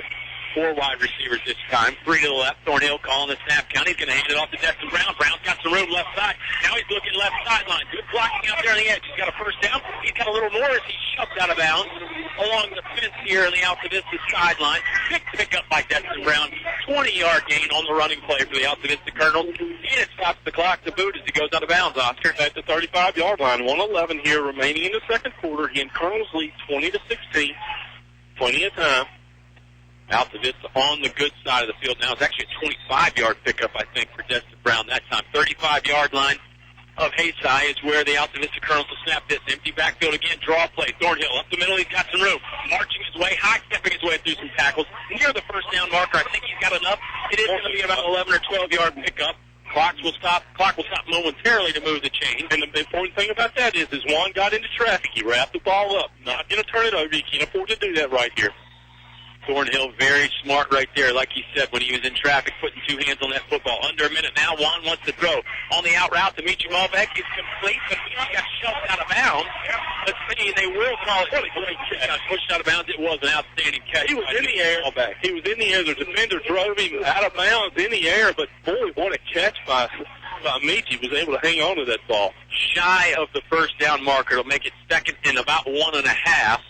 53 seconds to play here in the half. Colonels do have a timeout left, but they're close now. They're going to snap this one from the 15-yard line. You got to watch for Juan on the rollout right on this play. This ball will be snapped from the left hash mark, so Juan would have a lot of field to run through over there. 53 seconds. He'll fake it. He's going to go right side, going hard up the middle. He's got the first down, but not much else. He's in front of the 10-yard line. This will stop the clock to move the change. Looks like Altavista is thinking about spiking this ball here with 46 seconds, Oscar. No, they're not going to spike it, I don't think. Again, they are right. Looks like they are right a little bit shy of the 10-yard line, so it'll be 1st and 10. They can't get a first down, but it'll be right at the goal line. No, you're absolutely right. It'll be right there. Clock is running. Colonel's taking some time to get the play. 39 seconds now, 38. Thornhill telling the offensive line one last thing. Juan going to take off, going right, pulling guard. Not much there. Did not gain any yards. Now the Colonels want to spike it. We're under 30 seconds now. They lead 20-16. Altavista getting lined up for the spike here. Thornhill got everybody set. We're under 20 seconds now. Here's the snap. Juan does finally down it with 18.9 seconds left in the half, Oscar. At the 10-yard line, it'll bring up third down. And this is obviously well within Walker Allen's field goal range, even with the weather and the footing conditions. Walker, you feel like going to make at least 85 or 90% of them from this distance here today. Yeah, the scary thing is if he did, it would be 23-16, and that would put the Colonels up by 7. Does that sound familiar? Slightly familiar. It's in the half instead of the end of the ball game. Right. So. Thornhill's got 3 receivers to the right, 1 to the left. He's going to roll to his right. Now he's getting flushed out of the pocket. Got to throw over the middle. Davy Jones caught. Touchdown. Altavista Colonels. Juan Thornhill sidesteps the rush, keeps his composure, and fires it into the end zone to Davy Jones, who was waiting patiently there right at the goal line, Oscar. 6 more points for the Colonels. Boy, they lead by 10, and they'll kick the extra point. Navy's had a tough time today. He's been burned a couple times. He had to fumble for his hand on the punt.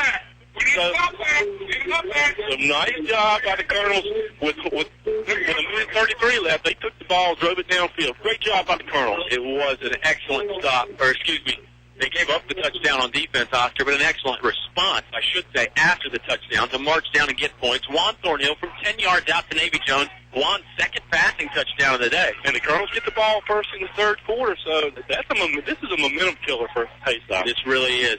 Here comes the snap on the extra point. Juan took his time, gets it on the block. But Walker Allen makes the kick, and he bangs it into the elementary end goal. What a great job that was by Juan on getting that ball down where Walker was able to get it. Colonels lead 27-16. 14.7 left in the half. The Colonels will have to kick it back to Hayside. Then the Subway halftime show will be on the way. Quick timeout here before that on 105.5 KD Country. This holiday season, El Cazador Mexican Restaurant reminds you that Christmas in other climates may be different as far as the weather is concerned, but the spirit of Christmas knows no boundaries. From El Cazador Mexican Restaurant, here's a toast to Christmas. May the ideal of our holiday wrap the world in kindness, goodwill, and a sincere reverence. Feliz Navidad from everyone at El Cazador Mexican Restaurants in Altavista and Bedford. Thanks for your patronage this past year. Closed December 24th and 25th. You're listening to award-winning coverage of the Altavista Colonels on 105.5 KD Country.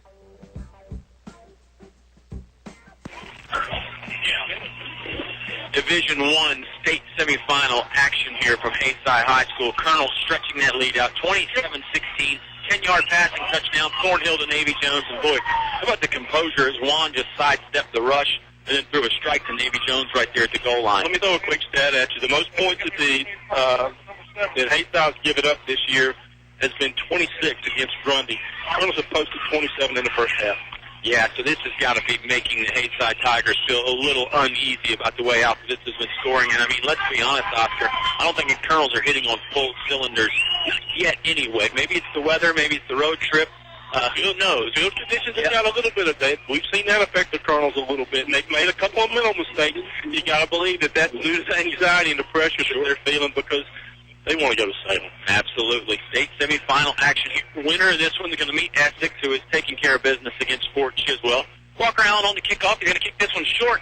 It's going to land and bounce out of bounds. Landed right there on the 20-yard line. So this will let Hayside take over on the 35. They've got 14.7 seconds left. Certainly enough time for 2 plays. Maybe you run the quick out pattern and then you try and throw it to the end zone. But I think either way, you're looking at either a Hail Mary or some sort of gadget play to end the half here. Well, it could make Walker Allen re-kick it, and it looks like that may be the option that Hayside is going to employ, actually. That's exactly what they're going to do. And, you know, one thing to keep in mind is if you're beaten on this play, from a defensive perspective, if you're a corner and you're 35, 40 yards downfield and you're beaten, you might as well go ahead and tackle the guy. It's only a 15-yard penalty. The clock will run. So if you're an Altavista player, that may be something to think about. Yeah, got the re-kick coming up first here, though, as Walker Allen's first one went out of bounds, and they make the Colonels re-kick it 5 yards back, though, so Walker will kick this one on the 35. And Altavista huddles up right behind Walker Allen. Now they're going to spread out.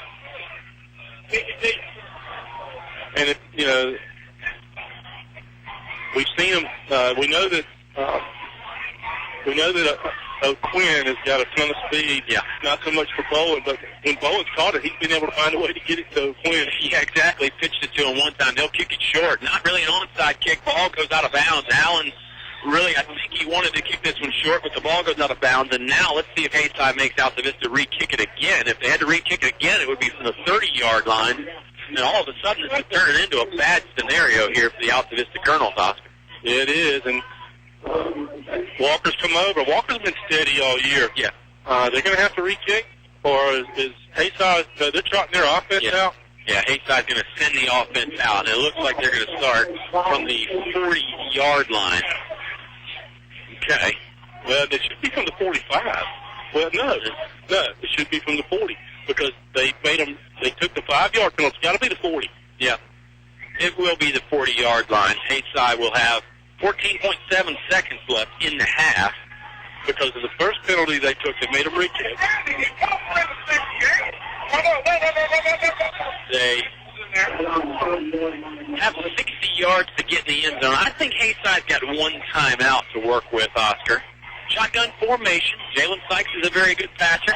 He's back to pass here on first down. Deep in rush. They're going to run the screen play to the left of Bowen again. Bowen's going to go up the left sideline. Got some room, tripped up. He went in the air again. Looks like he's got enough for the first down. That'll stop the chain. 6.5 seconds left. That'll stop the clock, to move the chain. Burned up about 8 seconds on that play. So if they do that again, that'll be the end of the half. But Sykes certainly has the arm to throw this thing through the end zone. It looks like Sykes wants to spike the ball really quickly here once the clock is started. He's going to go under center.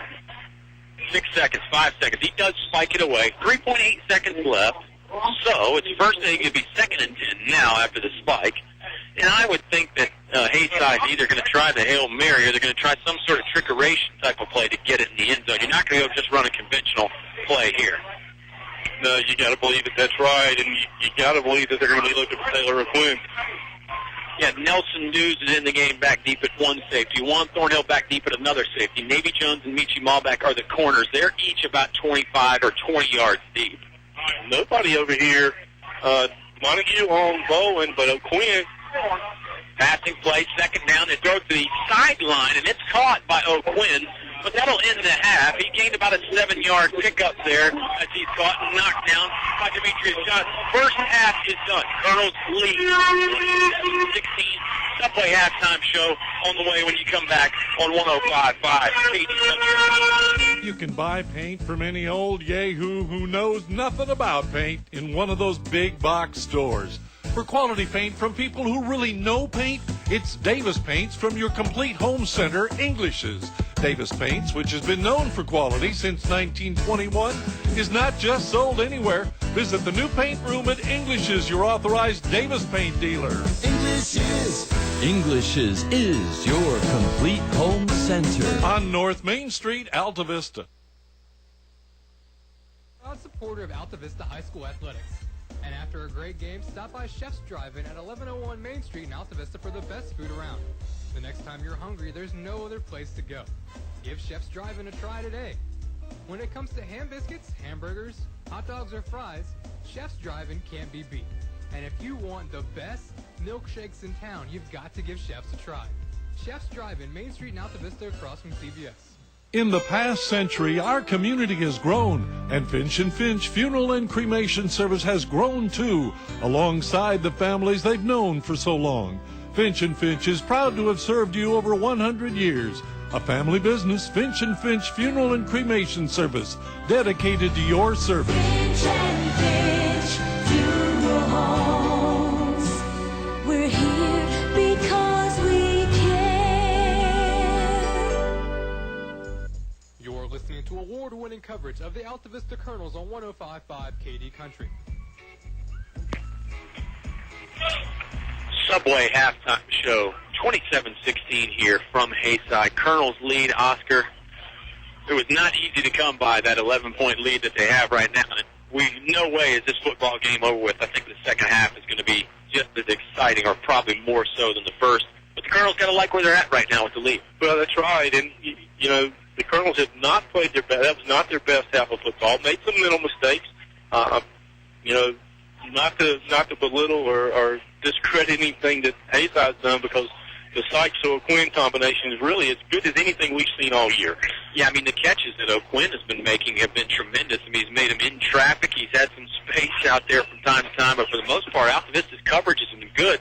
O'Quinn's just a guy that can just go up there and get it. And that's been their main weapon. You know, Altavista really has shut down the run, lock and key. Haysi, I'm not going to say they've abandoned the run, but it's about 75% pass right now.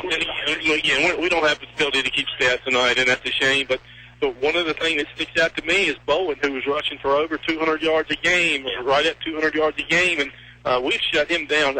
He has less than 40 yards. Yeah, Colonel's defense really has made Bowen just not an option. Haysi gained a little bit of yards, giving it to the fullback, Tristan Yates, but not much else on the ground, so the Colonels really have done their job in that regard. Meanwhile, Altavista's ground game, it's sputtered at times, but Destin Brown's been able to bust loose. Clyde Del Moon had the long 25-yard run, and Juan Thornhill, of course, is up to his old bag of tricks, whether it's inside or outside. He's scored once on the ground. Thornhill's thrown 2 touchdowns. He's also got a 2-point conversion. So it's vintage Juan Thornhill, if you will, in the first half for the Colonels. Of course, the other touchdown hit to Destin, Juan 2, and then the one to Navy Jones. And Destin Brown had the 25-yard rushing touchdown. 4 touchdowns on the day so far for the Colonels. They went for 2 twice and missed it. Picked up the 1 2-point conversion with Juan. And then Walker Allen is 1 for 1 on his extra point. That's how you get the 27-16 lead. O'Quinn has a touchdown for Haysi on a reception from Jalen Sykes, and Jalen Sykes also scored the other touchdown on a quarterback sneak. That's how they've got their points. But it's been a real back-and-forth ball game. Haysi scored first, 8-0 early. And then the Colonels responded with 20 unanswered. Haysi scored again, made it 20-16. And the Colonels put together that outstanding drive. That was really key to answer that when it became a 4-point game. I totally agree. A 4-point game going into the half with 1:33 remaining in the half. It would have been easy for the Colonels to just try to run the clock out and go to the field house with a lead, 20-16. But Coach Shortis continues to show he's got a ton of confidence. This team is, it's well documented what the weapons are. And, they've been able to really move the ball at will against Haysi. Not the thunder and lightning plays where, one play, 2-play drives, but they're moving the ball 5, 6, 7, 8 yards, 20 yards, 15 yards, 5, 4, 3, 18. Those type drives have been very effective for the Colonels tonight. Yeah, and I think, again, you said it. They haven't had the big play yards that they normally have. They really haven't had the one-play drives, although they did have the one with Destin Brown that was a one-play drive after the fumble recovery. But some of that, I think, is the muddy field. You can still, your initial hole might be there, and you can pick up 5 or 10 yards, but it's hard to break one real long because you get run down because of the muddy field conditions. Subway halftime show, you never get run down at Subway, Oscar. Great options there abound. And then we talked about the Customer Appreciation Month, $2 6-inch subs, the cold cut, the meatball. That's hard to beat for $2. Yeah, and not to mention the new cookie. The cookie. Tell us about the cookie. I'm a fan of the sweets. You are? Yeah, you are. And I try to stay away from them, but unless it's Cracker Jacks. But they do have a new cookie. It's a gingerbread cookie, and it's a soft cookie. It's not the traditional hard gingerbread cookie. And reviews are in on that, and it's great for the other cookies. Exactly. Yeah, I'm a fan of the raspberry cheesecake, but you're right. Some people don't like those hard gingerbread cookies. Eleanor Haney, one of those back at the studio, doing a great job as always. Oh, and speaking of other people, we said, hey, give us a shout on Facebook, and we'll give you a shout out on the air.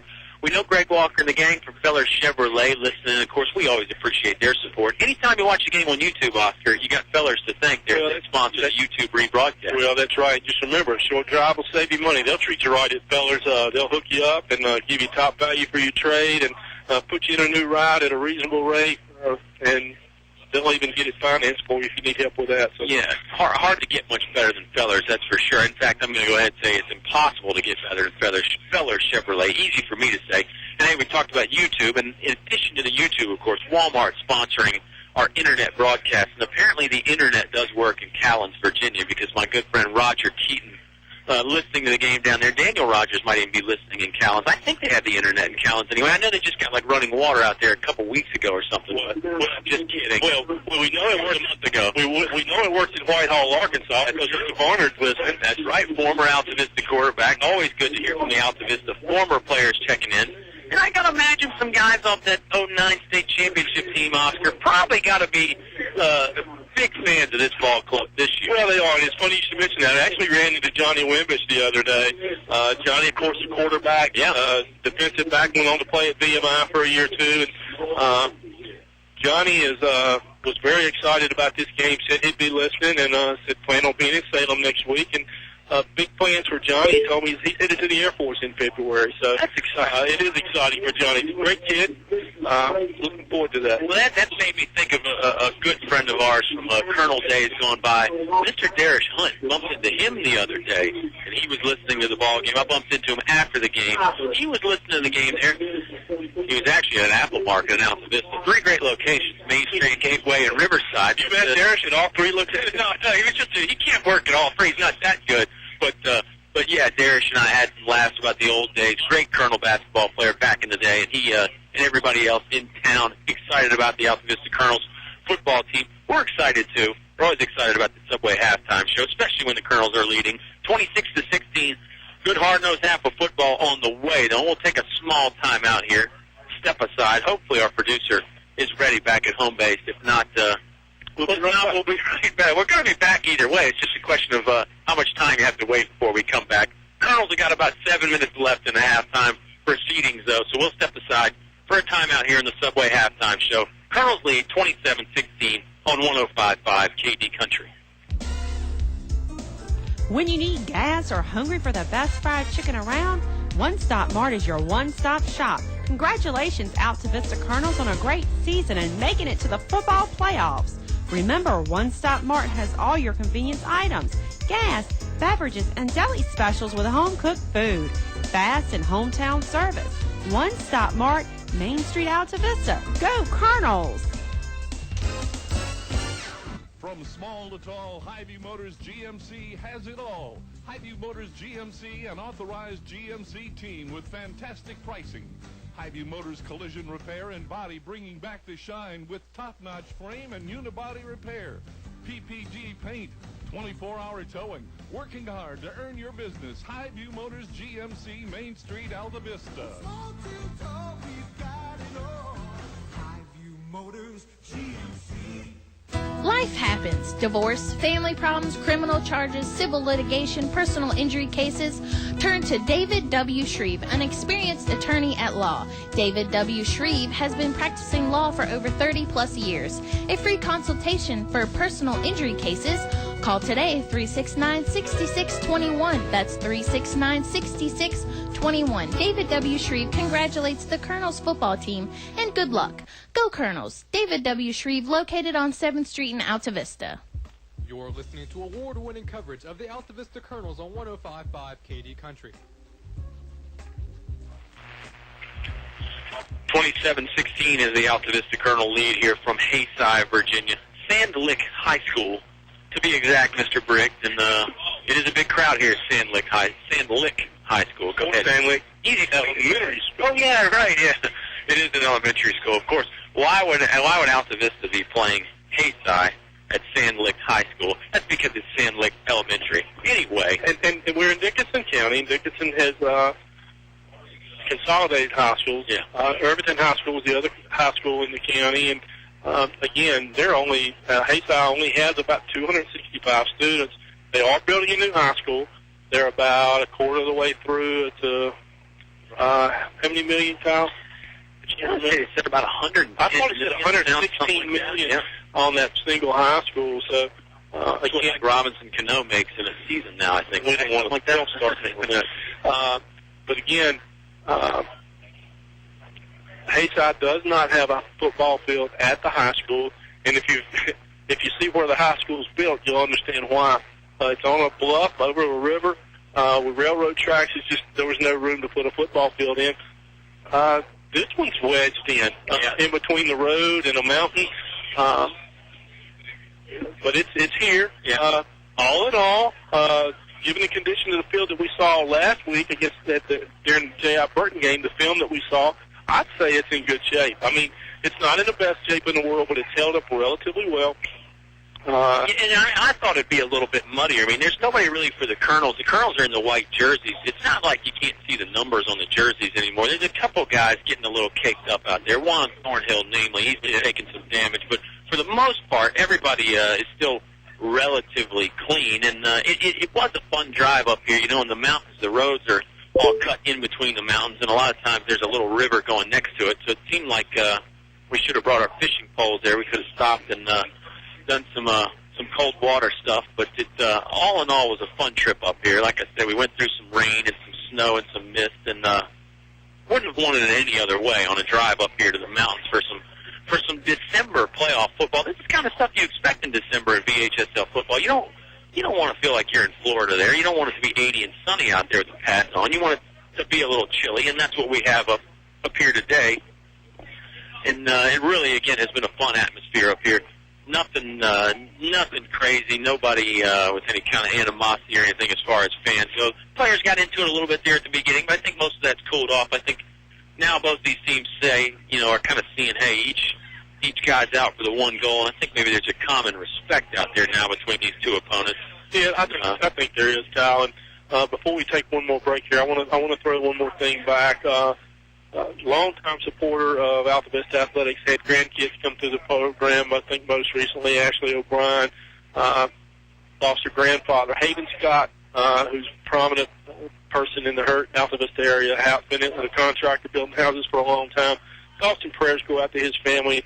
What a great person Haven is, and we know that he's in a better place. And again, thoughts and prayers go out to the family for Haven. Well, and as we've seen, from this season and years gone by, Altavista, really in the whole area, as you mentioned, Hurt, and all the different communities around there, they really are a team. As far as the community goes, everybody kind of rallies around each other, and everybody sort of knows each other. It's not that you know everybody, but you sort of know of everybody. So anytime you lose somebody close to you, it obviously affects you.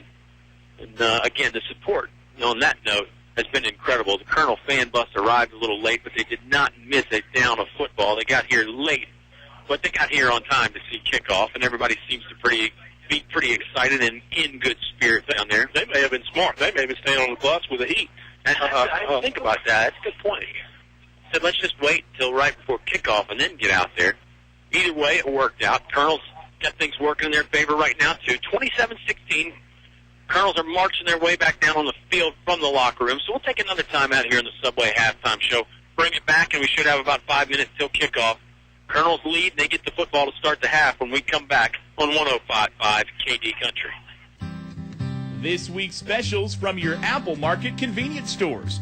8-piece fried chicken box, only $6.99 from 4 to 8 every day. Warm up with any size coffee or cappuccino for just 99 cents. Country sausage biscuit, also 99 cents. 2-liter Pepsi or Coke, 2 for $3. Mrs. Freshly's Honey Buns, buy one, get one free at Apple Market locations, Riverside, Gateway, and Main Street, Altavista. Pick up an Apple Market gift certificate. They make great stocking stuffers. Next time you need tires for your car, don't compromise. Michelin passenger tires strive to deliver an outstanding safety, long tread life, and excellent fuel efficiency. Plus, they're famous for delivering a quiet, comfortable ride and precision handling to help optimal safety for you and your passengers. Outfit your car with tires that deliver everything. Ask about Michelin tires. Perkins Twin Tire has the right set of Michelin tires for whatever you drive. See Perkins Twin Tire today, Main Street in Altavista. Specific performance may vary by tire model. Altavista High School football is brought to you by Steve Farmer Auto Sales. Steve Farmer Auto Sales, where there's always a good selection of cars, trucks, and SUVs. And they're priced right, with financing available. See Steve Farmer Auto Sales, 1112 Main Street, Altavista. Steve Farmer Auto Sales, best deals on wheels. Man, it's cold in here. What's wrong with your heater? Well, it used to work pretty good. Back in the 90s, just call Select Air and get it fixed. Oh, it'll probably cost a lot of money. No, it won't, because Donnie will give you a fair price and get it done right the first time. Maybe I'll call Select Air tomorrow. No, you will call Select Air today because it's freezing in here. Select Air, 841-1580. 841-1580. Online at selectair.webs.com. You're listening to award-winning coverage of the Altavista Colonels on 105.5 KD Country. Subway halftime show concluding here from Haysi, and it's going to be nice to get home and get some of that good Subway from either Main Street in Altavista or the Walmart in the Clarion Road. I mean, that's like coming home, you know. You're exactly right. And 24 minutes of football here left, Kyle, to see who goes to Salem. We do know who the opponent's going to be now. Essex did win that ball game, 31-13. Yeah, 31-13. Essex wins. So the winner of this ball game will face Essex in Salem next Saturday. Yeah, and that's Essex, again, a team that's been there a bunch in the past. They've got some state championships. Gretna had to knock them off a few years ago on their way to Gretna's last state championship. So it's a team that'll be familiar somewhat anyway to Colonel fans. Should the Colonels hold on, again, we got one more half of football to play here. Altavista leading 27-16. One more half of regulation anyway.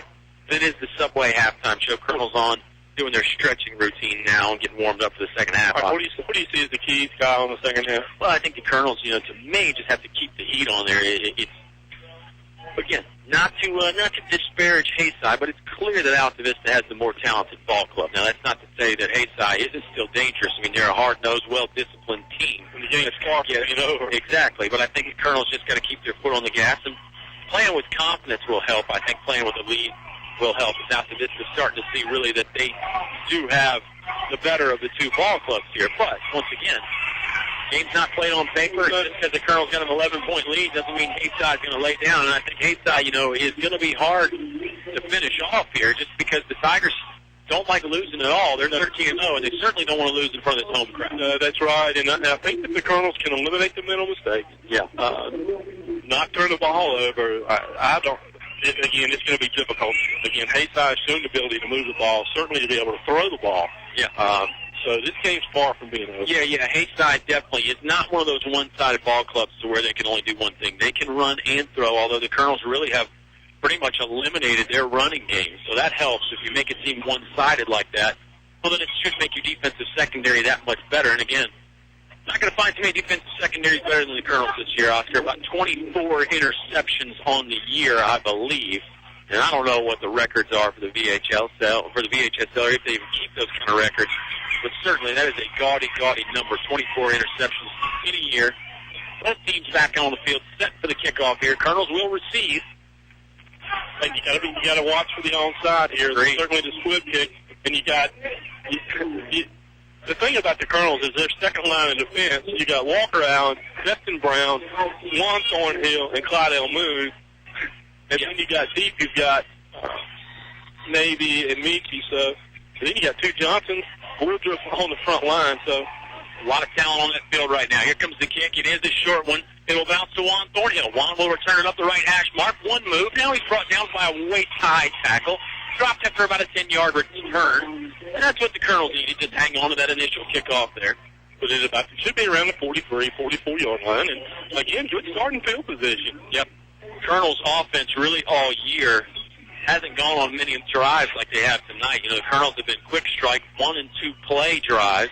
Tonight they've really organized some long, well-put-together drives. I think obviously that should boost their confidence as well. One lone setback behind Juan Thornhill in the shotgun formation. Juan taking a little extra time. A tight end in the wing over to the right. Now he'll motion Demetrius Johnson through the formation to the left. They hand it to Clydell Moon. Moon going to try to go off left tackle, spinning around one tackle. Now he's bounced around and finally stopped by about 4 Haysi tacklers, one of whom helps him up. That's big number 78, Blake Branham. He was in on the stop. I'm going to give Branham some credit. He's done that on several occasions tonight, and the way these teams started off, props to him for that. Yeah. Pick up a 5. Clydell continues to drive hard in those situations. A lot of contact early, even in the backfield or at the line of scrimmage, but he's pushed the ball. Great job by that offensive line, continuing to create space. You're right. There wasn't much of a hole there, but they just continued to push, and Clydell just sort of ran it up the backs of his own offensive line before they finally got dropped by a host of tacklers. Johnson in motion again. Juan Thornhill going to try the right side off right tackle. He's bouncing around, too. Gets it close to the first down marker. I think he's a little shy, though. Trayvon Elliott blocking at the point of attack there. Juan looking over at the sticks to see if he got it. He's going to be a little short, although it moves the football a little bit on the spot. He's not short by much. Ball spotted on the 48-yard line of Haysi. He needs to really just get just beyond the 48, almost to the 47. Thornhill called the play out. Yep, and I'm surprised he's set back. He's not up at the line. Yeah, it would be not by the center. Would be a good place for that quarterback. See blitz on the way, and the blitz is going to work out. Thornhill tried to pull the ball out and keep it himself. Boom stopped in the backfield. That brings a big roar of applause from the Haysi cheering section with good reason. It looks like Altavista is going to have to punt here on what will end up being 4th and 5 after about a 5 or even 6 or 7 yard loss on the running play by the Colonels. Yeah, I'd like to see one up in the center on that with less than a yard to go. First time punting for the Colonels tonight? Yep. Walker Allen on the punt for his first attempt of the evening. And, of course, it's Tanner O'Quinn's back deep. Jeffrey Bowen is back deep as well, about 15 yards in front of O'Quinn. I think you want to get this out of bounds if you can. Wayne Short, long snapper right now for the Altavista Colonels. Whistle blowing. Let's see what this is. Flag comes out, and it looks like Altavista took too much time. On the punting situation, I don't know that it really matters, but it'll end up making it 4th and 12 now. Thornhill's the up back, and Coach Sharn is talking to him. Maybe the offensive line wasn't set, and Juan wasn't ready to give the snap count just yet. Yeah, but again, you got to eliminate the mistakes. You're right. You got to play clean football. Yeah, the penalties will certainly burn the Altavista Colonels if they can't correct that as this football game goes on. Short ready to snap now. Allen's back deep. Snap is not very good. Allen fielded on the 35 and did manage to get it away. Kick isn't very good, but it will take a nice Colonel bounce and look at Ashton Robinson down to cover it. Great job by Robinson. O'Quinn, I think, thought about returning it, Oscar, but he looked up and saw Ashton coming full speed. And that's not a sight you want to see without a blocker. No, it's not. And the ball out of bounds at the 24-yard line. So really nice kick there. 41-yard punt by Walker Allen on that nice job. Now the Colonels need to 9:37 here remaining in the third quarter, leading by 11, 27-16. Colonels need to stop. McLeese banged up his arm. Casey McLeese banged up his arm earlier in the game, Oscar, and I think that's why Short was snapping that one. It wasn't a great snap, but he did get it back. And now the officials signaling over to somebody on the far sideline in the stands. Well, not the stands, but along the fence line. There's some vehicles over there that are lined up, and headlights are flashing off and on. And okay. They do have the lights on here at Haysi. It is an overcast day. I don't know how much the lights are helping, but they're not hurting anyway. Colonel defense back out on the field. And now they got sirens going off. You think they want them to stop, giving it to the fullback. But Dante Poindexter will have none of that as he hauls them into the stop. Little or no gain that time on the fullback dive for Haysi. Clock will stop on the referee's signal, and we got a man down. That's why. Injured player on the field for Haysi. Let's keep it here for just a moment. Branham. You're right. It is big number 73, Blake Branham. No, it is Wade Turner, number 73. Branham is number 78. Tried to get up under his own power. Now he's going to be able to, favoring one of those legs, so he's going to need some help getting off. And not good news for Haysi there, unless maybe he can just get it taped up and come back. 9:28 to play here in the Apple Market third quarter. Of course, keep your weekend great here on this Saturday and stop by an Apple Market today. 3 great locations in Altavista. And I think there's even a rainbow room. Yeah, there might be a rainbow room somewhere around. Haysi huddled up momentarily. Looks like they're going to stay in this I formation. Tristan Yates is the fullback. Jeffrey Bowen is their fantastic tailback. You've heard about him a lot. They're taking their time. Officials haven't put it back in play yet. Players, took him a long time to get him off the field. He's really, really favoring that leg. Yeah, and I think now I know why the referees were signaling over there to that fence line. They needed a rescue squad for somebody. I don't think there's anything that happened on the field, though, because that was before Wade Turner just got hurt. Here we go. 2nd 10 on the way. Option play. They'll pitch it this time to Bowen. Bowen turns the corner. Gets hit low by Michi Malbeck. Good tackle. Hit him around the shins to drop him after about a 5-yard gain. And again, the Colonels have done a very, very good job on him on Bowen, getting him low, and then when he's tried to elevate to get over those low tackles, they've nailed him high and dropped him. So bring a third and about 7. Big play here for the Colonels. It has been a lot of team tackling today for the Altavista Colonels. 3rd and 7. And Haysi's showing you the willingness to go for it on 4th down. They may go in 2-down territory. They're trailing by 11 with 8.5 minutes left. They might. Spike back there at quarterback, ready for the shotgun snap. Looking deep, wants to throw over the middle. Ball hangs up in the air. Wow, and it's caught. It is caught by Jeffrey Bowen. Juan Thornhill's going to have to make a touchdown saving tackle at the 20-yard line. He does. Michi Malback, Davy Jones had great coverage. It was just not able to tear the ball away from Jeffrey Bowen. What he had. His strength is showing, that's the 3rd or 4th time he's been able to go up for that ball and catch it.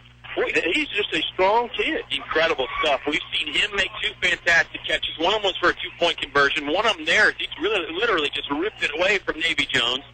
Tanner O'Quinn has made some outstanding grabs. This Haysi football team has no problem flinging it around the football. And with receivers that can grab it like this, why would you? No problem flinging it around the football field, that is. Jalen Sykes in the shotgun formation. They put a man in motion, and they'll hand it to the fullback. Simpson Yates. Yates rumbling his way across the 15, down around the 10-yard line before he's dropped by Thornhill and Clydell Moon. Boy, Haysi's got the momentum back, it looks like. Oscar Crowd behind him. They get to stop to start the half, and now they're marching it down the field again. Yeah, they really are. The Colonels had that 3rd and less than 1, and Haysi did a great job of diagnosing the play, stopped it for a big loss. The Colonels were forced to punt. They responded. They were driving the ball down the field. They're in business. 2nd and less than a yard from the 11-yard line. 2 wide receivers to each side for Sykes. Altavista's showing blitz here on the defensive side. They turn, they give it to the fullback. Good push up front. Yates is just pulling his way through the middle. Still on his feet. He'll finally get dropped now inside the 5. He took contact in the backfield and really just pushed his way about 6 yards deep for a gain. Yates is a good, strong runner at fullback. And really, he's set up just about a yard behind Sykes. Just inside the 5-yard line, it'll be 1st down and goal. 7:24 remaining here in the 3rd quarter. 1st and goal for Haysi. If the Colonels could get a stop, this would be huge. They'll turn. They'll give it to Yates again. Yates stops. Short gain. 2-yard pickup. He got it close to the end zone, but he did not get in the end zone. This will bring up 2nd and goal, probably from about the 2-yard line. Dante Poindexter in on that tackle. They're going to mark that right at the 1 almost. Poindexter will come out for the Colonels. Fresh bodies going in on that defensive line. Kenny Brumfield subbing in there at the nose tackle spot. Shotgun formation this time from the 1-yard line. Haysi has 2nd and goal. 2 receivers each side. They'll put a man in motion. They'll give it to Yates. Yates is in the end zone untouched. Big hole up front. Gets in there. Flags come out after the play as the Colonels do some pushing and shoving. That's on Ashton Robinson. Tristan Yates, 2-yard touchdown scoring play for Haysi. That makes this football game 27-22. And I would imagine that Haysi is going to go for 2 again. See where the penalties added on to. Maybe added on before the 2-point conversion. They put this from the 1.5-yard line. And if they are, then it's a break because they're going to put it at the 2-yard line. It'll be assessed on the kickoff. Yeah, you're right. They will add this onto the kickoff. And I think the signal has been given that Ashton Robinson has been ejected from the ball game. They were pointing towards the stands. He's still standing over there on the sideline. Haven't seen the head official come over and inform Mike Sharness. That will not be good if Ashton was ejected. No, because Altavista already had some trouble up in front of the offensive line. And if that's what Cleese was injured, if he's ejected, if I understand right, he can't play the next game. Same play, they're going to give it to Yates again. He's hitting the backfield. This time I think he stopped short. Colonel's got some good contact on him in the backfield. Let's see where the spot ends up. No signal yet. Watch this. No signal yet from the officials. Watch this. Yet. They're looking to unpile the football here. Watch this. Both sides kind of pleading their case. The referees are discussing discussing it. Oh, no, that's so good. Good stop by the Altavista defense. 27-22 should be. Should be 27-22. Scoreboard says 20, but it should be 27-22, and it is. 6:39 to play here in the third quarter. Timeout on the field. Kickoff on the way when you come back on 105.5 KD Country. For more than 103 years, we've offered special banking assistance to many nonprofit organizations. I'm Kathy Morgan with First National Bank, and we have a checking account just for nonprofits and faith-based organizations that has no minimum balance requirement and no monthly maintenance fee. We also specialize in offering financing when your group needs a loan. So come see us at First National Bank, and we'll provide your organization with an extraordinary customer experience. First National Bank, member FDIC, equal housing lender. You're listening to award-winning coverage of the Altavista Colonels on 105.5 KD Country. 27-22, your score here from Haysi. Colonels lead by 5. Leads get cut into again. This is back and forth football after everything that we thought it would be here from Haysi. And man, the Colonels have led. They were up 20-8 at one point. That was their biggest lead, the 12-point lead. Now it's back down to a 5-point lead. 27-22, just ready to get the football back. Well, kicking from the 45-yard line. Yeah. The Colonels, that's a huge mistake for the Colonels. And, again, we talked about the need for them to play mistake-free. Yeah, they'll back up now. Altavista thought. You know, you go for an onside kick and you have nothing to lose because even if Altavista recovered it, they're starting at their own 35, 34, 33-yard line. Yeah, that's true. I think you really got to be aware of the onside kick. Great point, Oscar. As long as the kick goes 10 yards, Altavista was covered around their own 35. That's where they've been starting anyway. You got to watch the left side. If you're Haysi, you don't have much to lose. You got to watch that left side. And here comes the run up by Bowen. He will kick it onside. Big hop. It looks like Demetrius Johnson recovered it. Ball might be loose, but it looks like he secured it pretty well. He does. He gets down to the 30-yard line. Great play by Demetrius Johnson. We know that both Johnson brothers have good hands, and Demetrius really did a nice job falling on that there. They actually moved it back to the 29-yard line. And it was a nice job of the onside kick by Bowen. Took the big hop on the second or third bounce like you wanted to, but Demetrius just settled under it, took some contact, turned his back to the contact, so that really helped him protect the football. 6:37 to play here in the Apple Market third quarter. Altavista leading 27-20. They turned the ball over on downs. They didn't turn it over. They punted it away on fourth down last drive that they had. Need to reestablish the run with Dustin. Ashton Robinson still in the ball game there at left guard, though, so that ejection signal, they were just signaling that they were going to put it on the kickoff. It was not an ejection. They pulled Trayvon Elliott. Thornhill going right up the middle behind him. Good hard running from Juan. He's dropped across the 35-yard line, all the way to the 37 on the quarterback keeper. Trayvon Elliott lowered the boom on somebody. What a great block by Trayvon. Yeah, it's been Ashton Robinson primarily the pulling guard all year, but Trayvon Elliott will pull from that other guard spot some as well. And Casey McLeese is in the ball game too, so really the original offensive line up there. We don't know how everybody's at full strength as far as that goes. 2nd and 2.5 on the way here. Thornhill's got Destin Brown in the backfield behind him. Michi Malback goes in motion. They hand it to Michi. He's going to try and go around the left side. He's got Brown as the lead blocker. Michi runs into the quarterback, Jalen Sykes. Sykes works him out of bounds. He's close to the first down marker, though. With a spot, see if he's got enough or not. Needed to get to the 39. It looks like he does have enough for a fresh set of downs. And they are going to move the chains. He can't make his little speedy cut that he's used to making. But the play was successful. First down, Colonels. Yeah, he's pretty much got to stay in a straight line. You know, normally Michi will turn that up the alleyway there in between the hash marks and the numbers and gain big yards that way. That time he just had to really completely stretch it out to the far sideline. Now Colonels are on the near hash mark, close to their sideline. Getting the offensive formation set is Juan Thornhill in the backfield. He's got Destin Brown to his right. Tight end and a wing to that side as well. Juan's going to go up the middle. He had to shove one of his own linemen out of the way. Dropped after a small gain. Don't know where the hole was supposed to be, but Juan Thornhill really just ran down Casey McLeese's back. Yeah, he did. If he'd come on tackle on the left-hand side, he could have run for days. But again, he had to make a quick decision and picked up a gain of about 2. Yep. 5:34 to play here in the Apple Market third quarter. 27-22 is your score. Altavista leads. They did trail 8-0 at one point, but they've led ever since then. And they trailed 8-6. And you got to believe the momentum's a little bit right now with Haysi. Yeah, that crowd for Haysi has been vocal all game. They did go quiet at one point when the Colonels were up 20-8, but not since then. Thornhill passing play on second down. Quick pass to Darius Johnson. Johnson spins. Can't get away from the tackles. He does hold on to the football, though. Dropped right there at the 45-yard line. Good spot on the forward progress. We'll get him to the 46-yard line. This will make it 3rd and 3. Colonels could not pick up a 3rd down really from this spot in the field last time they had the football and they had to kick it away. Let's see if they can pick it up here. Ball's resting on the 46-yard line. They need to get past the 49-yard line. You're absolutely right. They were unable to pick up the 3rd in less than 1. Be interested to see what the call is here. Demetrius Johnson had a wing. Donovan Montague at tight end. Dustin Brown is in the backfield with Juan Thornhill, the quarterback, and it looked like Haysi jumped offside. They did. That was Jeffrey Bowen was showing the blitz. Excuse me, it's Tristan Yates, actually. He was showing blitz, and he just stepped over that line of scrimmage. You can't do that. In the NFL, if he'd have gotten back, he would have been okay. But you can't come across the line of scrimmage in high school, and it's going to be 5 free yards and a first down for the Altavista Colonels. Big play. Nice job by the offensive line staying as the defensive player came across.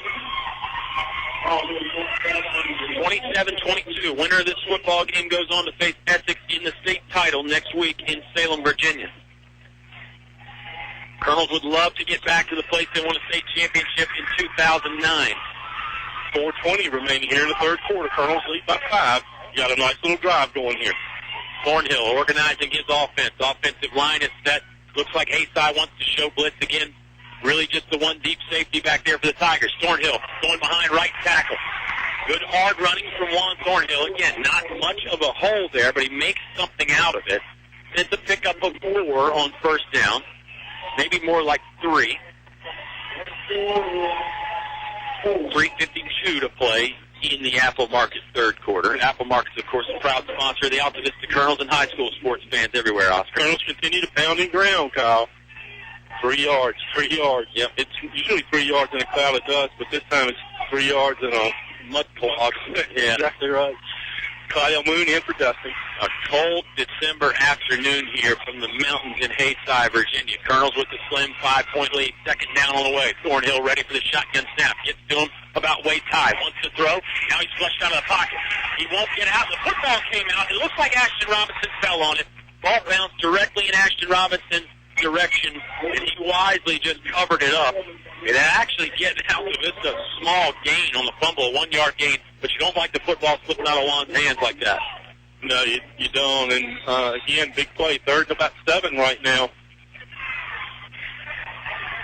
Colonels picked up the last 3rd down via a Haysi penalty. Probably not going to be able to do that on this 3rd down right here. Let's see if they try to get it on the air or on the ground. Thornhill's in the pistol with Moon right behind him. Option play. Pitches it to Moon. Right side. Clydell's got a nice alleyway to run through. Now he's got to the sideline. Moon dropped by an ankle tackle. It's a 15-yard pickup for Clydell Moon.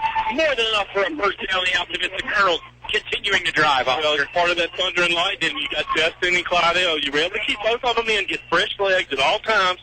That's just such a huge advantage for the Colonels. Great option play right there. Thornhill on the pitch to Clydell Moon. Awesome pitch play. Moon just grabbed it and turned it up that alleyway. Good blocking, too. And anytime you pitch with the weather conditions like you are today, it's a little bit of a risk, but nice job by both players to make sure the ball was secure. Thornhill, shotgun formation. Moon to his left. 3 receivers to the right, 1 to the left. Thornhill, hip shake move. Now he's going up the middle with some room to run. He's across the first down marker. 12-yard pickup for Juan Thornhill as he gets it inside the 20-yard line of Haysi. Altavista Colonels, they're in the red zone now. Let's see if they can get some points on the board in this trip, Oscar. Back to the 18-yard line. Nice job by the Colonels. Nice job by Juan. Like you said, a little hip throw through the Haysi defender off. 3 receivers will go to the right again. Moon still in the ball game in the backfield with Thornhill. Darius Johnson split out to the left here. Under 2 minutes to play when this, or 2 minutes in the 3rd quarter, when this ball finally snapped.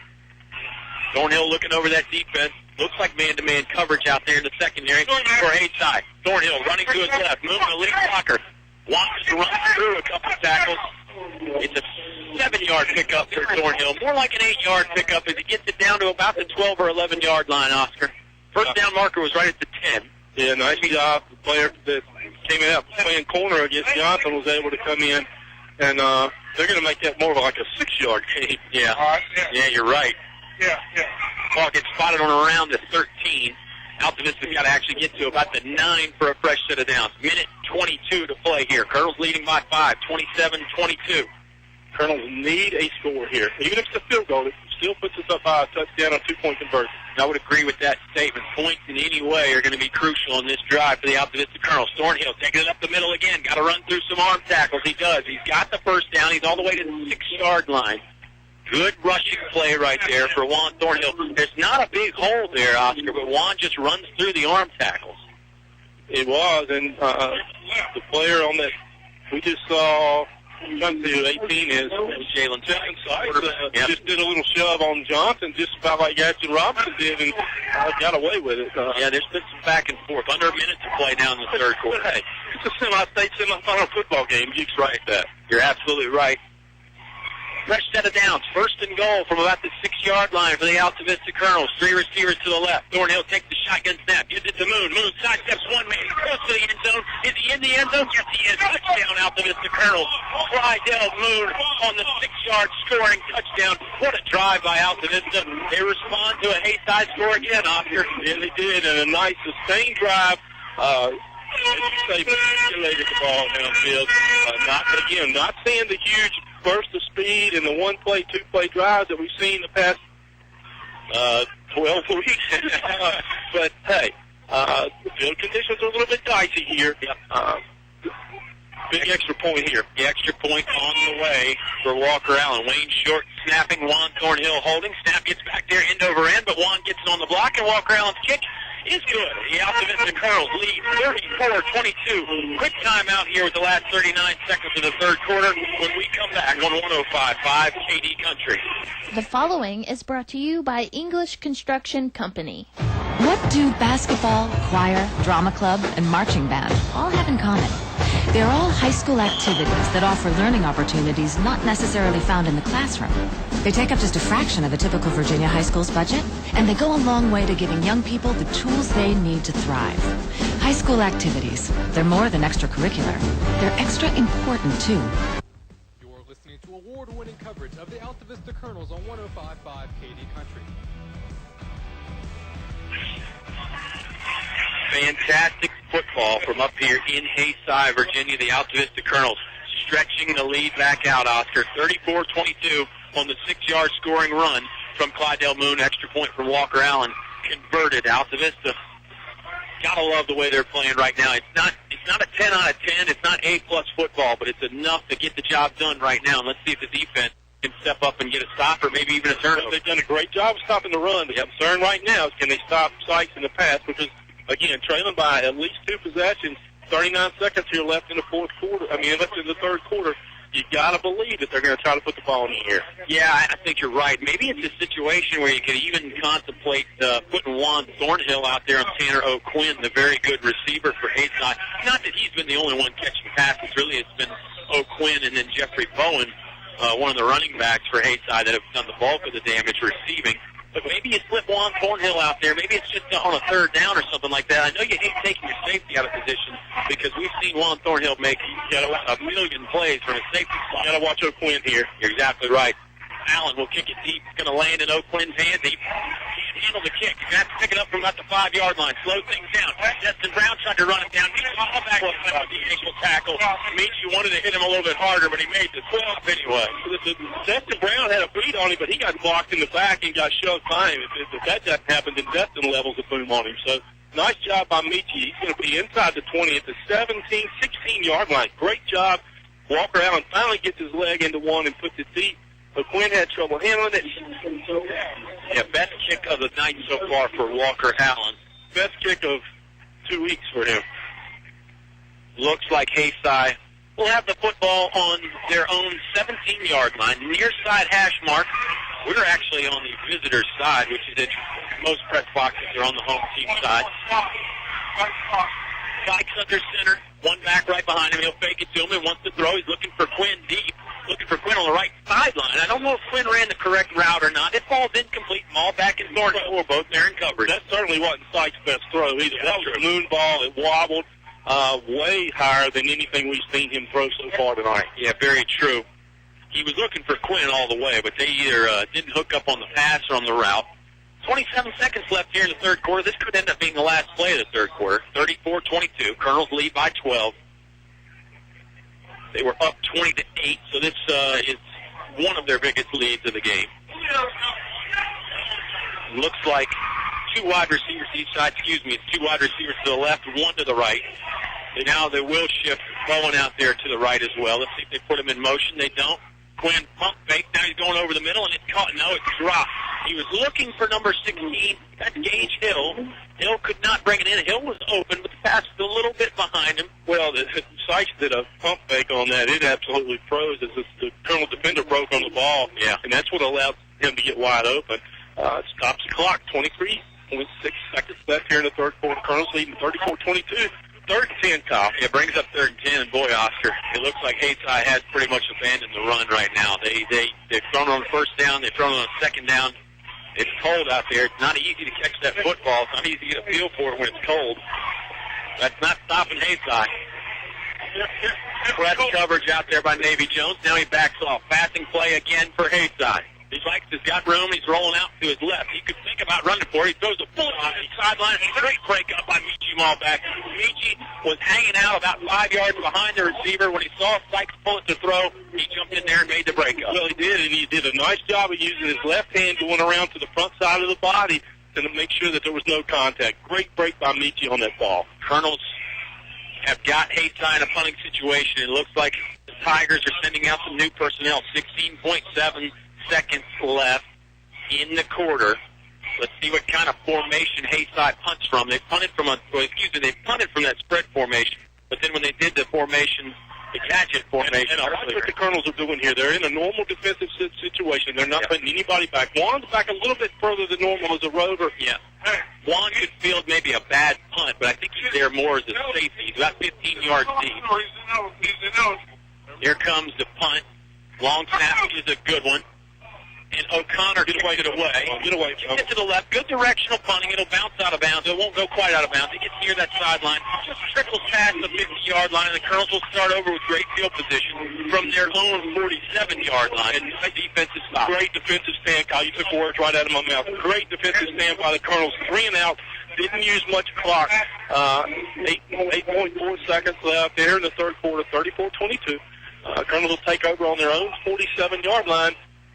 It's a 12-point lead, Oscar, so it's already a 2-possession game. How big would it be to make it a 3-possession game in the fourth quarter? I'm not going to say that would be the proverbial nail or anything, but, man, it would be pretty close to go up 3 scores in one quarter of football.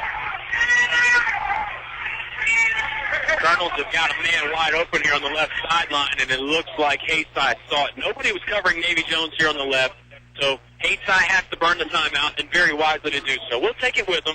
8.4 seconds left in the third quarter. Colonels will have one last play in the third quarter. When we come back, they're up by 12 on 105.5 KD Country. A short drive will save you money. That's right. A short drive can save you hundreds, maybe thousands. The absolute best selection of new and pre-owned vehicles to choose from. Have a trade? When you make a deal, Feller Chevrolet will pay it off, no matter how much you owe. Slow credit? Don't worry. Drive away today in your new or pre-owned vehicle. Remember, if you didn't purchase your vehicle from Feller Chevrolet, you paid too much for it. Feller Chevrolet in Altavista. You're listening to award-winning coverage of the Altavista Colonels on 105.5 KD Country. Haysi burns the timeout because they weren't covering Navy Jones. Smart play by them. 34-22 is our score. Altavista up by 12. Last play of the third quarter coming probably here, unless there's a penalty or something like that. Colonel football, 1st and 10 from the far hash mark. They're on 47-yard line.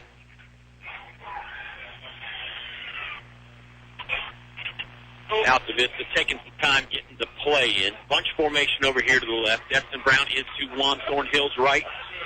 Offensive line has done their best today in this mud. Hard to open up holes when you don't have good footing. Here comes the shotgun snap on first down. Thornhill fakes left. They rolls right up in there. Ankle tackle by number 57. That's Robbie Yates. He drops him. That will run out the clock on the third quarter. Leading by 12 after the first 3 quarters of play. One more period of regulation when we come back on 105.5 KD Country. This holiday season, El Cazador Mexican Restaurant reminds you that Christmas in other climates may be different as far as the weather is concerned, but the spirit of Christmas knows no boundaries. From El Cazador Mexican Restaurant, here's a toast to Christmas. May the ideal of our holiday wrap the world in kindness, goodwill, and a sincere reverence. Feliz Navidad from everyone at El Cazador Mexican Restaurants in Altavista and Bedford. Thanks for your patronage this past year. Closed December 24th and 25th. To award-winning coverage of the Altavista.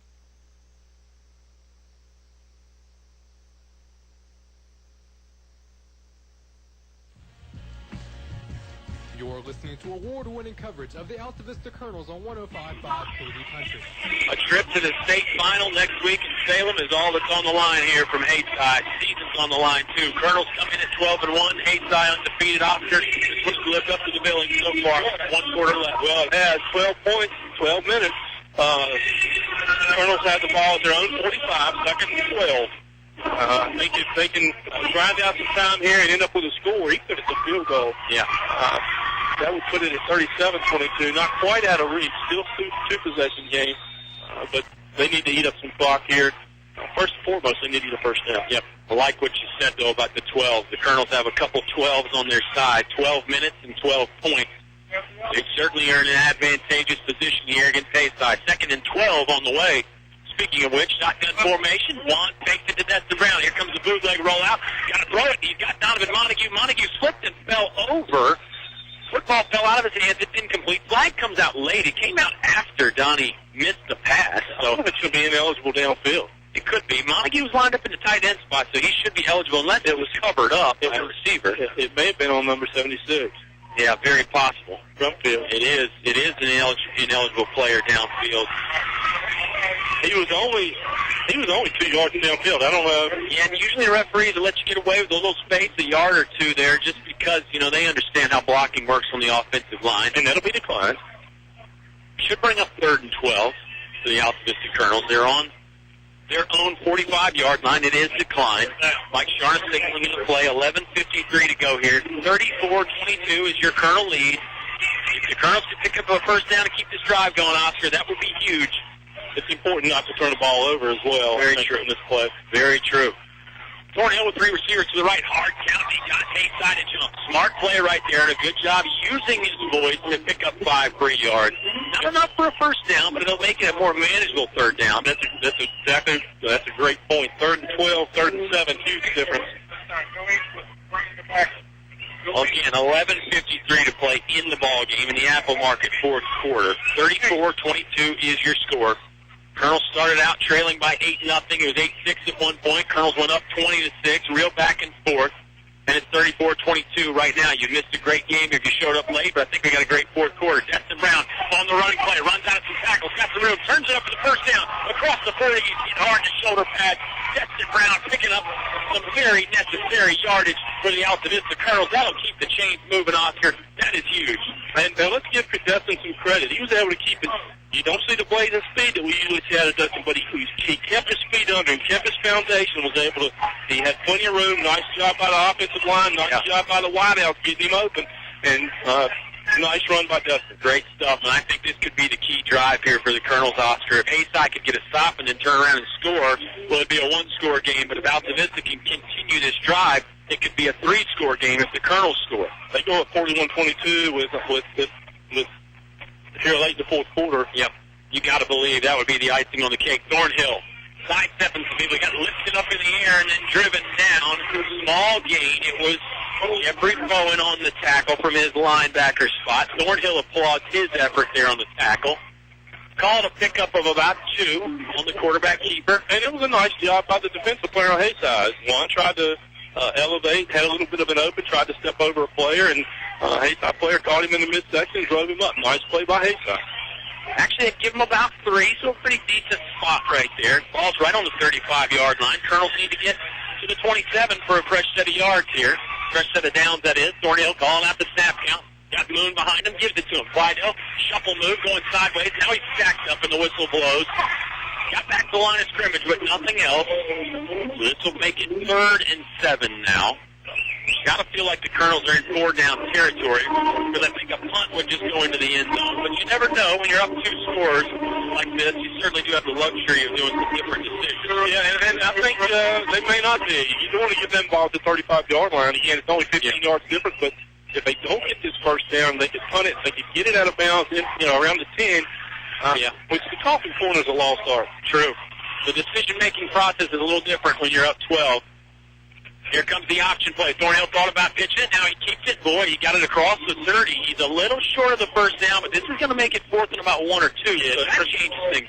That's exactly, great point. That does change it. 4th and less than 2, then that absolutely does change it. Now, Haysi's done a great job of stopping the Colonels in this situation, but let's see if the Colonels' offensive line can step up here and make a big play. And Juan may try the hard count again. You never know. We'll call it 4th and 1.5. Colonels driving here. Under 10 minutes to go in the game. They lead by 10. Very pivotal series of events right now for the Altavista Colonels. Shotgun formation. Thornhill does use the hard count. Nobody jumps.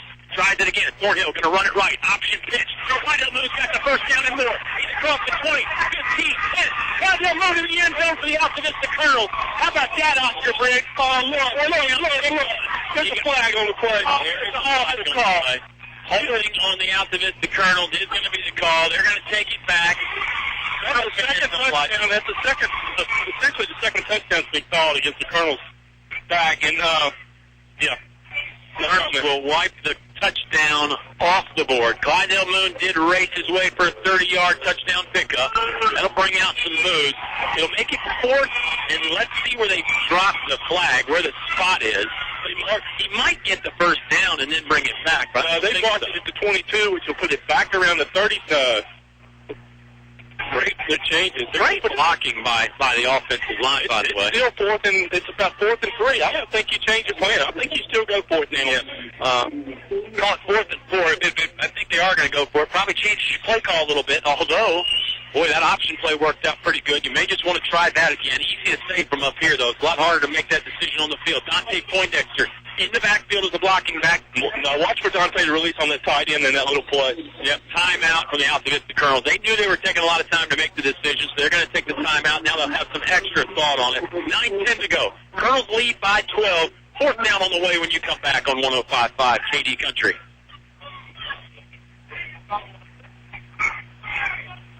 This is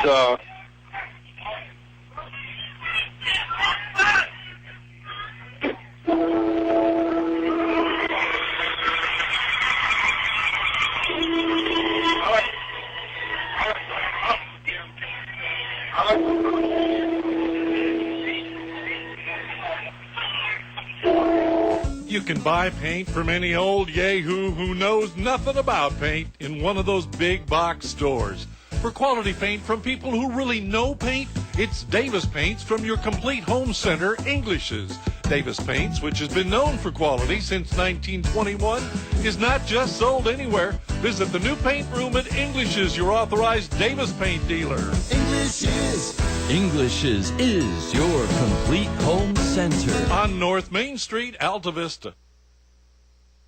You're listening to award-winning coverage of the Altavista Colonels on 105.5 KD Country.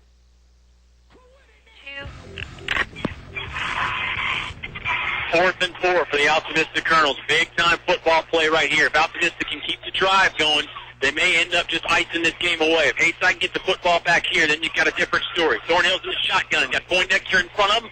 Destin Brown behind him. Here comes the 4th down play. Hard count by Juan. Nobody jumps. Nobody roots from the Colonels. Here comes the snap. They hand it. They fake it to Destin Brown. Juan turning it up. He's got the first down. He's across the 25-yard line. Let me make sure there are no flags on the play. Good point right there, Oscar. Last touchdown got wiped out because of a penalty. Not going to wipe out this 4th down pickup. Chains move. Clock should start again on the spot of the football. 9:03 to play, and the Altavista Colonels back in business here, and they're knocking on the door of the end zone to boot. Yeah, they are almost in the red zone at the 24-yard line and showing a lot of composure on this drive. They've answered every time Haysi's done anything. The Colonels have answered. They really have. Altavista, just an outstanding football game. Again, not their A game, but they've done what they've needed to do, and they have answered every challenge that Haysi's put in front of them. 2 wide receivers to each side for Juan Thornhill. He's going to hand this off to Destin Brown. Brown breaking his way through the hole. Dropped it about the 20. Good hard running right there. 4 or 5 yard gain for Destin Brown. Trying off right tackle, and it worked well. again, this Dustin Brown, Clydell Moon combination continues to work well. You throw in some attempts from Juan Thornhill on an option, and that little delay that he runs, and they've been very effective with moving the ball today. They really have. He's passed the ball at times very effectively, too. 2 passing touchdowns for Juan Thornhill. A rushing touchdown for Destin Brown. Clydell Moon in the backfield now with Juan Thornhill. Clydell Moon's got a rushing touchdown. 2 receivers to each side. Haysi's defense, shoulders slumping a little bit. They look tired. Juan's going to keep it himself. Going to try and push Clydell through his own hole. Now he gets it lunging out to the 18-yard line as he got dropped down. Just kind of got tangled up behind Clydell there. Yeah, he did. It concerned me that was that play when they ran it before on 4th down when they couldn't decide who was going to take the ball. He stuck it in Clydell's gut, tried to pull it back out. Clydell didn't want him to go out. Yeah. 7:30 to play now in the football game. Colonels have got a 3rd down on the way. 3rd and 4 from the right hash mark. 18-yard line. Got to feel like Walker Allen could make one from here, but you'd certainly rather have the touchdown rather than the field goal. 2 wide receivers each side again for the Altavista Colonels. Here comes the shotgun snap to Juan Thornhill. Head high, fakes the handoff, wants to keep it himself. Nothing there. He's tangled up in the backfield and drops it to 22-yard line. Loss of yards for the Altavista Colonels.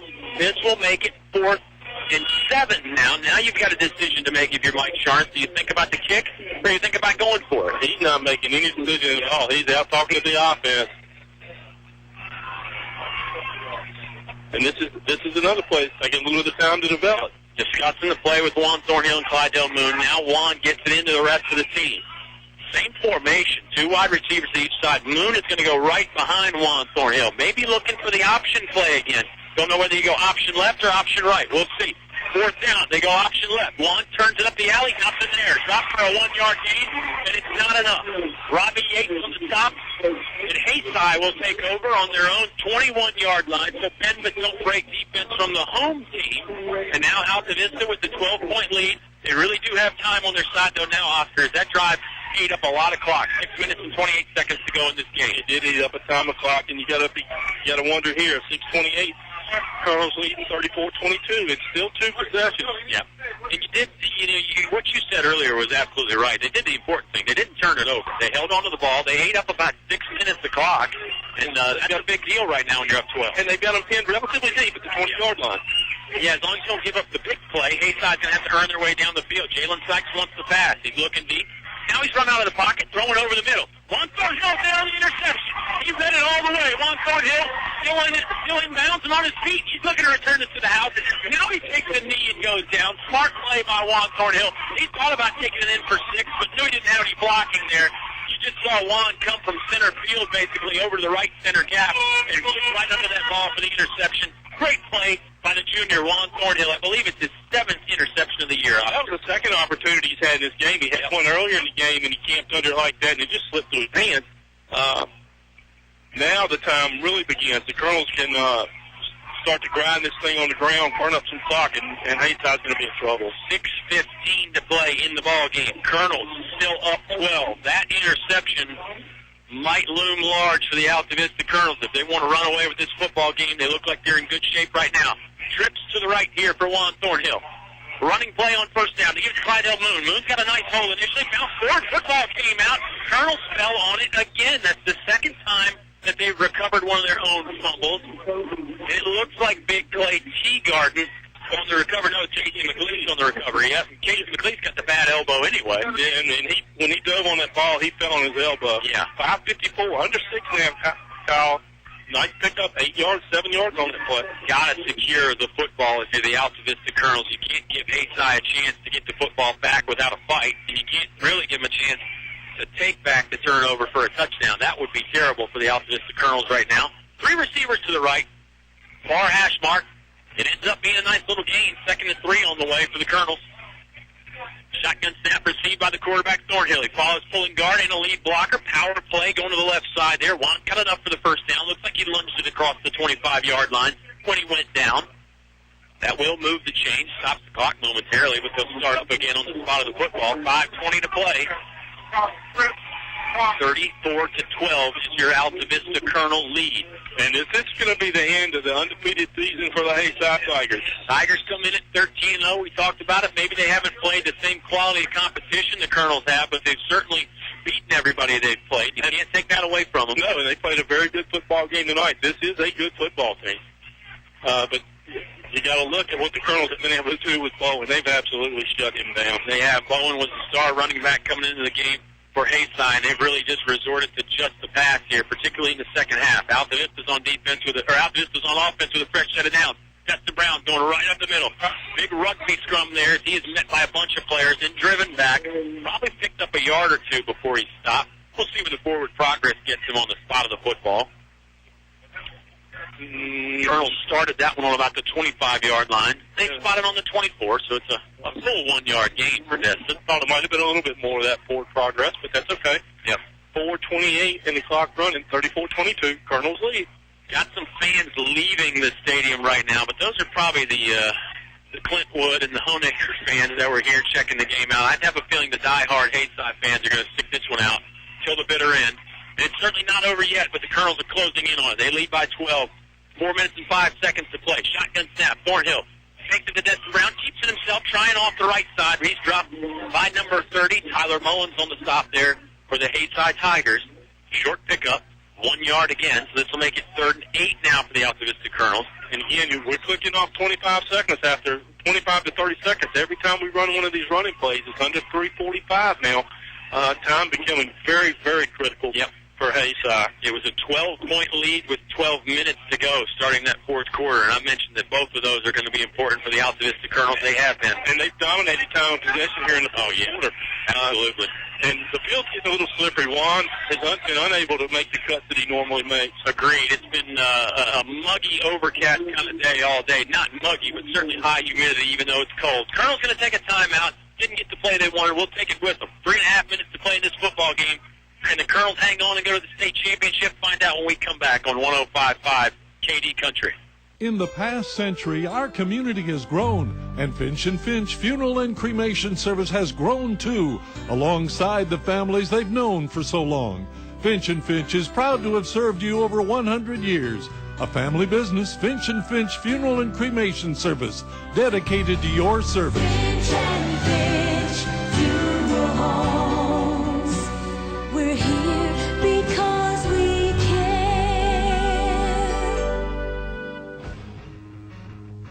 You're listening to award-winning coverage of the Altavista Colonels on 105.5 KD Country. 34-22. Colonels are 12 points away, and they're 3 minutes, 27 seconds away from a date with Essex in Salem next week in the state championship game. This is VHSL Division I state semifinal action here from Haysi. Got some other area games going on right now as well. We'll get you all that in the Subway postgame show. Thornhill turns, passing play here on second down, throws a little short. He was looking for Montague coming from the tight end spot. Ball's incomplete. Juan really had to rush the pass there as the rush was coming hard and heavy from Haysi. Fourth down again. Colonels have picked up a few on this drive. Why not try for another, right? I think it's right, and I think absolutely 3:24 remaining. I think that's the right call. Colonel passing play there, incomplete pass stopped the clock, but I think it was the right play, and I think it was a designed rollout where Juan maybe was even thinking about taking off with it, but he got flushed out and the pressure was coming. He had to throw it. Well, and he did. He wasn't able to get his feet set, and his feet slipped, so. Formation shifting around here for the Altavista Colonels. Destin Brown is on Juan Thornhill's right in the backfield. There's 3 receivers to the left and 1 receiver to the right. Here comes the fourth down. Juan's going to try right side, busting it outside. Hit hard around the shoulder pads and drop. He's short of the first down marker.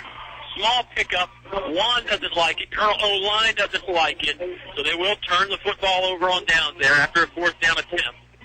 3:19 to play in the football game. Again, the long drive. They didn't score, Oscar, but it was a long, long drive. They held on to that football for a long time. Took over with 6 and about 40 left, so they took over 3.5 minutes, right at 3.5 minutes off of that. Yeah, they had the long drive to start the quarter. They turned it over on downs there on fourth down, and then Juan Thornhill got the interception on the very next play. I'm sure he'd love a repeat of that coming up right here. First down for Hayside. They've only got 3 minutes and 19 seconds to work with, and they're down 2 scores. Got to watch for O'Quinn. Got to. He's a big receiver, fast, speedy, great hands for Hayside. They pick the running play. Sykes wants the pass again. He's looking right side. A lot of air under that football. Incomplete. Davy Jones was making a beeline for it, and Sykes really hung that one up. He may not have gotten a good grip on that one either. Incomplete pass, 2nd and 10 on the way for Hayside. Well, and I know it was Davy Jones making a break for it, but Montague and Dustin Brown were over there on the coverage. That play didn't have much of a chance. It's Wayne Short, Tyler Kofer, and Dante Poindexter in on the D-line for the Altavista Colonels. Rotating them out with Ashton Robinson and that group, trying to keep some fresh legs on. Nice job by the Colonels, by Revitt and his crew, and Coach Close making the calls and keeping some fresh players in. Interior linebackers are both Johnson brothers. And then Dustin Brown. Brown wants to blitz on 2nd down, looking for the quarterback. Sykes, wobbly pass. He's looking for O'Quinn, and Juan Thornhill hit him hard as the ball falls incomplete. Malback was in coverage. Juan came in there and popped him as the ball fell incomplete.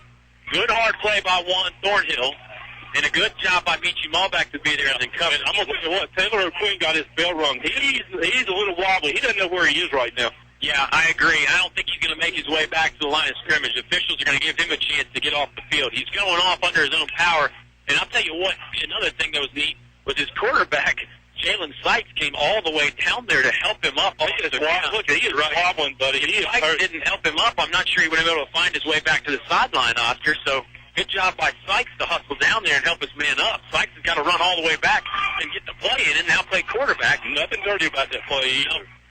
Good hard hitting by Juan Thornhill on the incomplete pass. 3rd and 10 on the way.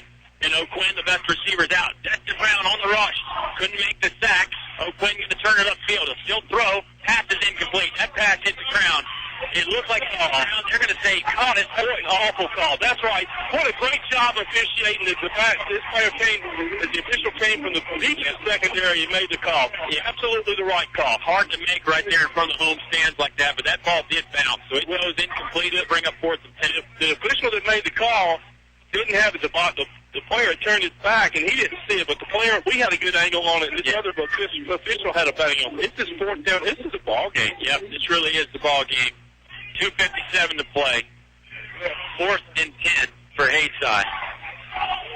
They got to let it all hang out right here. I don't know if they've got a trick play in the arsenal, but this might be the time to bust it out. Jalen Sykes is the quarterback, and he has Tristan Yates in the backfield with him. 2 receivers to each side. Colonel showing blitz again. Dustin Brown coming off the left side. Ashton Robinson was watching for the screenplay. Sykes throws it. He just bounces it. It's incomplete. He was looking for his back out of the backfield, but he wasn't there. Colonels are going to take over on the 4th down. Incompletion. You got to wonder what his thought process was there, because in the worst case scenario, you throw it down 15, 20 yards downfield, get the first down, or maybe even a pass interference. But to throw it into the ground at the feet of your receiver in the backfield just doesn't make sense. Yeah, the ball never really even got out of the backfield. You could have argued for an intentional grounding, but it doesn't matter. I mean, it's 4th down anyway, so the loss of downs isn't going to help. Of course, Jalen Sykes is only a junior, so got to look forward to that if you're a Hayside player. Big defensive stop by the Altavista Colonels. They've had a couple of them. They had the interception earlier in the 4th quarter, and then a 4 and out right there. 2:52 to play. Colonels lead by 12. They can't take knees yet, but boy, this thing is pretty much over, Oscar. They'll snap this one from the 23-yard line. They're knocking on the door of the end zone anyway. Here comes the handoff to Dustin Brown. Brown's just got to hang on to the football. He's wrestled around in the backfield. No gain. In fact, it'll be a loss of about 5. Well, there's no secret here that the Colonels are going to run the ball. Yeah, you run the ball 3 times. You just hang on to the football. 2:36 to play. Let's see if Hayside burns the timeouts or not. Thornhill getting the play from Coach Sharp on the sideline there. Colonels can take a lot of time getting the football play in. I mean, you can even take a delay of game penalty here. It's not a killer. Yeah, you don't want to stop the clock. You don't. Ball back going to move over to the left side of the formation. Thornhill has Dustin Brown to his left as well. Shotgun snap on the way. 2nd and 13 coming.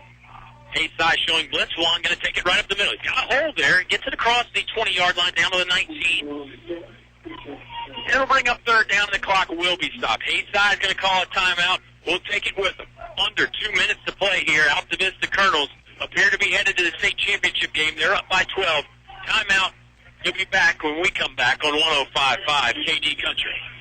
From small to tall, Highview Motors GMC has it all. Highview Motors GMC, an authorized GMC team with fantastic pricing. Highview Motors collision repair and body bringing back the shine with top-notch frame and unibody repair. PPG paint, 24-hour towing, working hard to earn your business. Highview Motors GMC, Main Street, Altavista. Small to tall, we've got it all. Highview Motors GMC. You're listening to award-winning coverage of the Altavista Colonels on 105.5 KD Country. Colonels lead 34-22 on the road here at Haysi. Division I VHSL State semifinal action. Oscar, this game has had a little bit of everything, a little bit of back and forth, some exciting plays, hard hitting, and the Colonels appear like they're going to be able to ride off into the sunset. It's going to be a very cold sunset, but it appears like they're going to be able to hang on. Well, they've got a minute 58 left. And you know, you're right, a minute 58 left. Third down and 8 for the Colonels. And Haysi, let's face it, they've got nothing to hang their heads about. Right. They end this season 13-1 with a small school, 264 students. Let's give them some props. Absolutely. Haysi's played hard. They played a fundamental, disciplined brand of football. Maybe just not quite the speed to hang with the Altavista Colonels. Our good friend Ace Eubank, listening back at home, pointed that out. Flag comes out on the field now. After the timeout, they called delay a game on the Altavista Colonels. That's rare to see that after timeout. Happen. I mean, that's what Juan Thornhill's wondering. He's saying, when did the timeout end, and when did you start the play clock? Anyway, it'll back the Colonels up 5 yards. Been a couple of odd calls tonight, but overall, the officiating crew's done okay. They have. And it's not an easy game to officiate, that's for sure. 3rd and 12 on the way for the Altavista Colonels. Minute 58. Coach Sharn's kind of shaking his head, wondering what that's about. Thornhill's got the play ready to go. 2 receivers each side, far hash mark. 24-yard line here. Hard snap count. Looked like Haysi jumped, no whistle though, and now Altavista's going to run the play. Thornhill just taking it right up behind the center, spun around and hitting his back. Got it across the 20. 19-yard line maybe. So this will make it 4th and about 7. Clock continuing to roll down here. Minute 42 to play for the Altavista Colonels. They're a minute 42 away from the state championship game. A return appearance from 2009. Haysi will take another timeout. Let's take it along with Colonels lead by 12. 4th down on the way when we come back on 105.5 KD Country. Chef's Drive-In is a proud supporter of Altavista High School athletics. And after a great game, stop by Chef's Drive-In at 1101 Main Street in Altavista for the best food around. The next time you're hungry, there's no other place to go. Give Chef's Drive-In a try today. When it comes to ham biscuits, hamburgers, hot dogs, or fries, Chef's Drive-In can't be beat. And if you want the best milkshakes in town, you've got to give Chef's a try. Chef's Drive-In, Main Street in Altavista across from CBS. You're listening to award-winning coverage of the Altavista Colonels on 105.5 KD Country. 34-22, Colonels lead on 105.5 KD Country.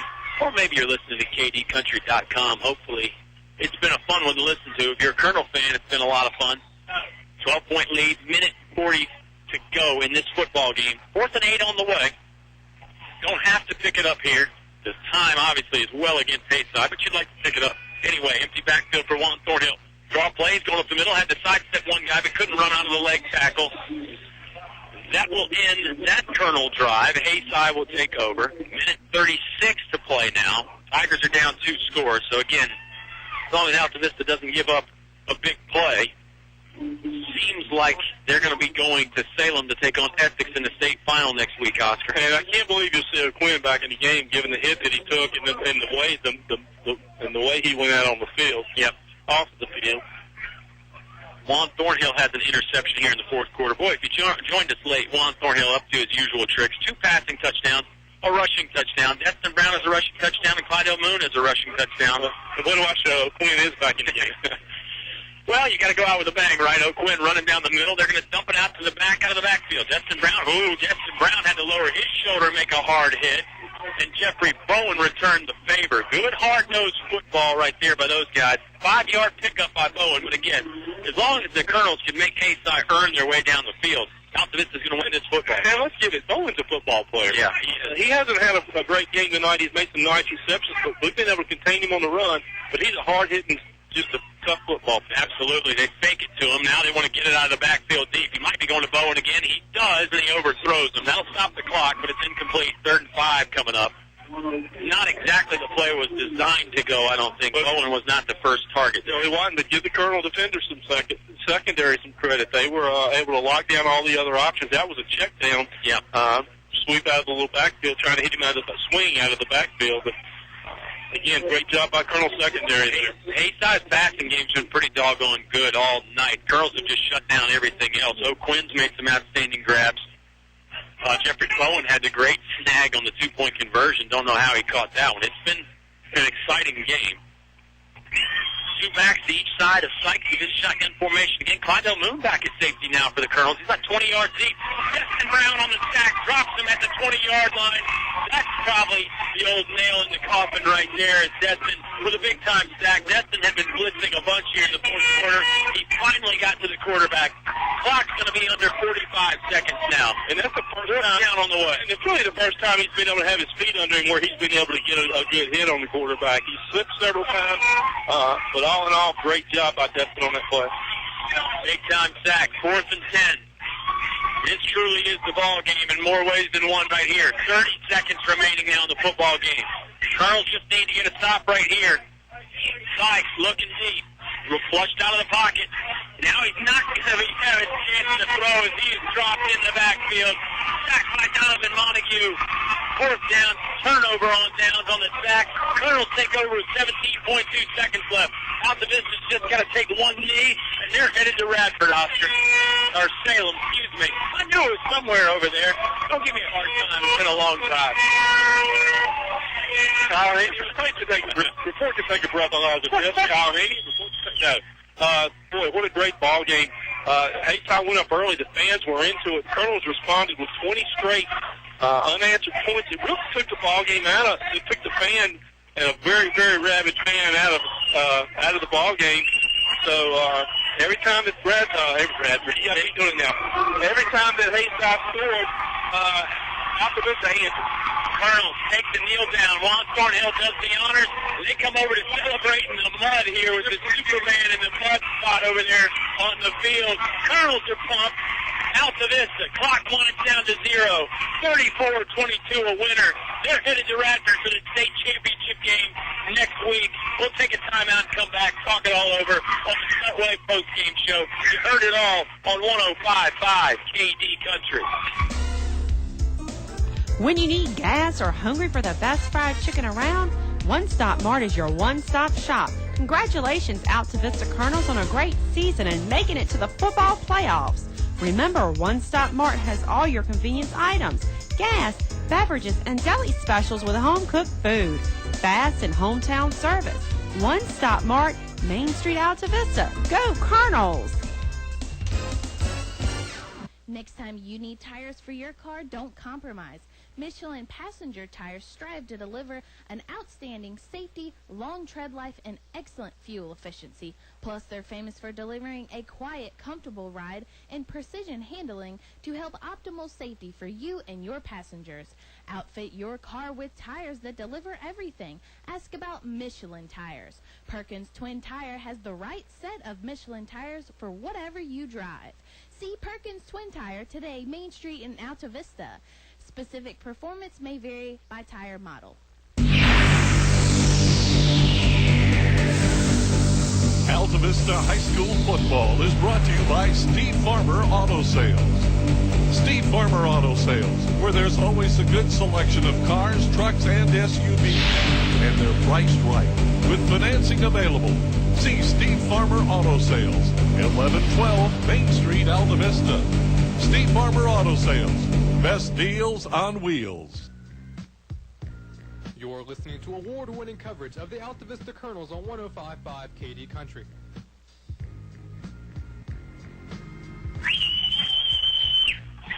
Altavista Colonels headed to the state championship game next week in Salem, Virginia. Oscar, boy, fans traveled well from Altavista. I know we had a lot of fan support back in Central Virginia, not just from the diehard Colonel fans, but from all around.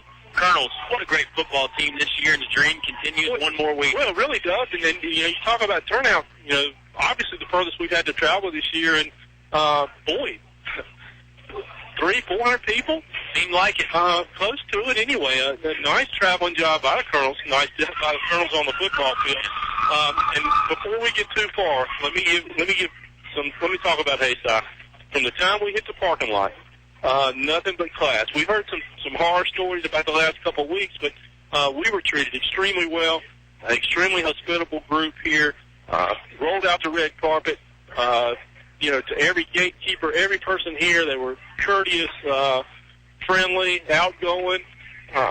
Just a great job by that group here, welcoming the Altavista, and the culmination of them a great season. Yeah, absolutely. They were undefeated coming into this game. Their season will end at 13-1. But I echo everything you said. I mean, a classy bunch of people up here at Haysi. You never know because, like you said, you hear the horror stories, you hear this and that, and people get a reputation. And I'll tell you, Haysi deserves a reputation of nothing but outstanding, classy people. And like you said, from the gatekeepers to the concession stands, classy on the football team, too. There's a little bit of back and forth early, and, that's football. I mean, guys are fired up. It's a game where you hit people, so sometimes it's hard to turn it off when the whistle.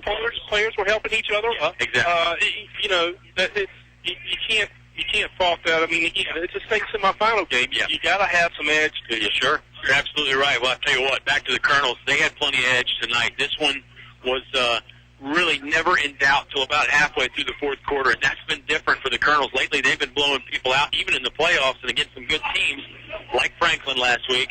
This week, had to travel to Haysi. Boy, like I said, it wasn't the no-hitter. It wasn't the perfect game, but the Colonels were pretty doggone good, Oscar. Yeah, they really were, and there's a lot of speculation about what was going to happen with the cross bracket, and they wanted to eliminate the East versus the West. Well, guess what we got? We got an all-East final. Yep. Essex won earlier today over Fort Chiswell. They will take on the Altavista Colonels in Salem next week. That is going to be a fantastic football game. Subway post-game show, always fantastic. And again, with two great locations on Main Street in Altavista, and of course, in the Walmart on the Clarion Road in Altavista. You can't do better than Subway. You can't do better than that gingerbread cookie either if you got the sweet tooth. And Colonels, they got a sweet tooth, but I think it's for some hardware next week, Oscar. They brought home some in 2009. And obviously, we all remember that team fondly. Great ball club there. This football team, this year's variety, 2013 campaign, is pretty doggone good too. And I think it's going to be a fun one next week. Let's say that. Well, you will. It'll be a track meet, we think. Of course, both teams have a great defense as well. Boys, let's take a break and come back and talk about players of the game. Yeah, we got a lot to recap with this game here tonight. This was a fun one. And we'll talk it all over. Like you said, let's take a time out here in the Subway postgame show, collect our thoughts a little bit, and watch the celebration that's still going on the field for the Colonels. They got the big win, 12-point win to be in fact, 34-22 over Haysi. You heard it all live on 105.5 KD Country. Life happens. Divorce, family problems, criminal charges, civil litigation, personal injury cases. Turn to David W. Shreve, an experienced attorney at law. David W. Shreve has been practicing law for over 30-plus years. A free consultation for personal injury cases. Call today, 369-6621. That's 369-6621. David W. Shreve congratulates the Colonels football team, and good luck. Go Colonels. David W. Shreve, located on 7th Street in Altavista. Specials from your Apple Market convenience stores. 8-piece fried chicken box, only $6.99 from 4 to 8 every day. Warm up with any size coffee or cappuccino for just 99 cents. Country sausage biscuit, also 99 cents. 2-liter Pepsi or Coke, 2 for $3. Mrs. Freshly's Honey Buns, buy one, get one free at Apple Market locations. Riverside, Gateway, and Main Street, Altavista. Pick up an Apple Market gift certificate. They make great stocking stuffers. Man, it's cold in here. What's wrong with your heater? Well, it used to work pretty good. Back in the 90s, just call Select Air and get it fixed. Oh, it'll probably cost a lot of money. No, it won't, because Donnie will give you a fair price and get it done right the first time. Maybe I'll call Select Air tomorrow. No, you will call Select Air today, because it's freezing in here. Select Air, 841-1580. 841-1580. Online at selectair.webs.com. You're listening to award-winning coverage of the Altavista Colonels on 105.5 KD Country. 34-22, Altavista gets the big win in the Division I state semifinal here, and they're headed again to Salem next week. Game time, not sure. There's usually a 1 o'clock and a 4 o'clock game. I imagine the Division I game will be at 1, but it may be noon. Stay tuned to kdcountry.com, and, of course, 105.5. We'll give you all the details. And definitely for that one, Subway pregame show, probably going to come on a little bit early there, as we'll have a lot to talk about and hopefully get some extra interviews and stuff going on. Scheduling difficulties making it tough for us to catch up with Mike Sharness lately, but we'll definitely get something going next week for the state championship game. And again, the Colonels get there via a 34-22 victory on the road up here at Haysi. And that, I tell you, Haysi was already a good football team, Oscar, but when you got to play in their house after a long road trip in the mud and in the weather like this, kind of makes them about 10 or 15 points better, don't you think? Boy, it really does. And again, we talked about they jumped up to that 8-point lead, and the Colonels responded 8-6, and it kind of, when they went with that 20-point unanswered run, and when they went 20-8, it really took the crowd out of for the most of the first half. But again, Haysi continued to respond, brought it back to 20-16. What a ball game! It was a great ball game. Bob Alvis still listening, by the way. Of course, the diehard Colonel fans, they never stop listening. People like Bob Alvis, and we've heard from a bunch of other ones as the game has gone on.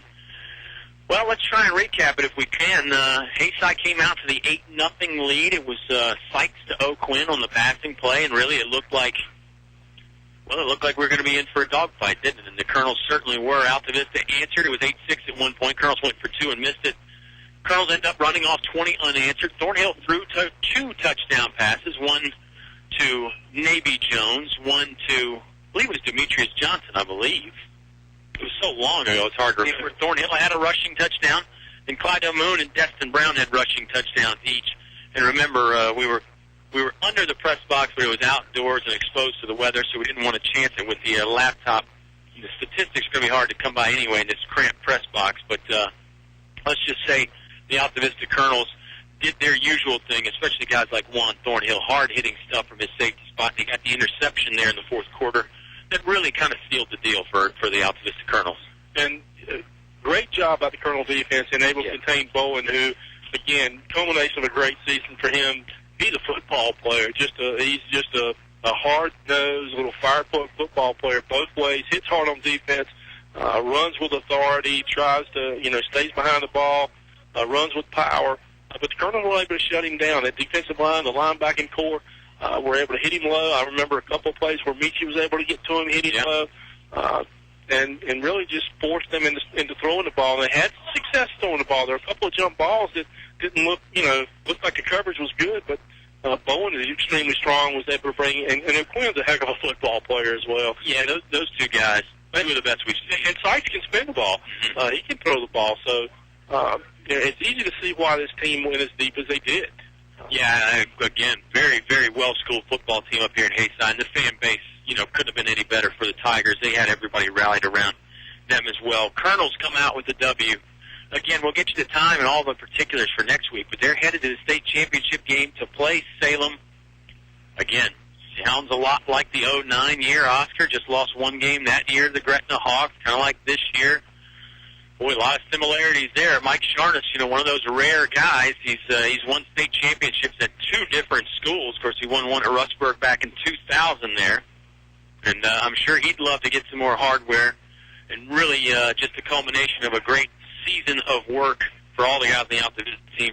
Really a great career of work. I mean, let's face it, Colonels were pretty good last year. Just ran into a buzzsaw down there in Franklin. So this is not just a one-year project. I mean, this has been a career for a lot of these guys. And player of the game time, I suppose, as we do have to wrap it up eventually here. They're going to want us to leave Haysi at some point. They've been hospitable, but there's only so much people can take of me and you. That's right. And let's go with Haysi first. Yeah, I'm gonna have to go with the running back Jeffrey Bowen. I mean, I know he got shut down and limited as far as his carries, but man, that play where he just ripped it away from Navy Jones, he was really a terror from his linebacker spot too on defense.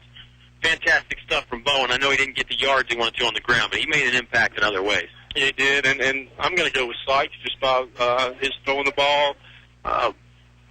That's, he's got a good arm. He'll be back next year, so I'm going with Sykes. Yeah, cool, calm, and collected in the pocket there as well. I'm on the Altavista side, a little bit tougher. You had a bunch of guys making some fantastic plays, and, it seems like Juan Thornhill, it seemed almost like an off night for Juan, but he accounted for 3 touchdowns, 2 passing and 1 rushing.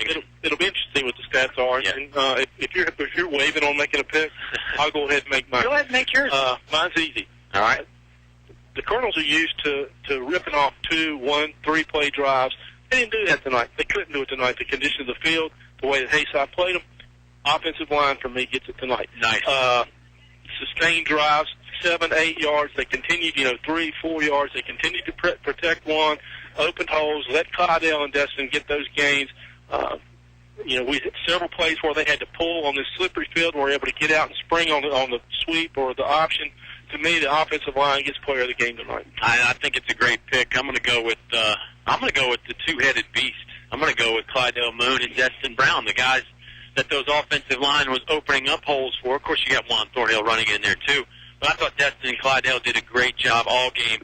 And I'm giving it to them not only on the offensive end, but defense as well. I mean, those guys from their linebacker spots are just really just man-eaters out there. If you do have a hole, they just all of a sudden find a way to close it and really lay the pads on you. They did a great job holding on to the football, too, and that was important down the stretch. Well, they did, and it's going to be interesting next week.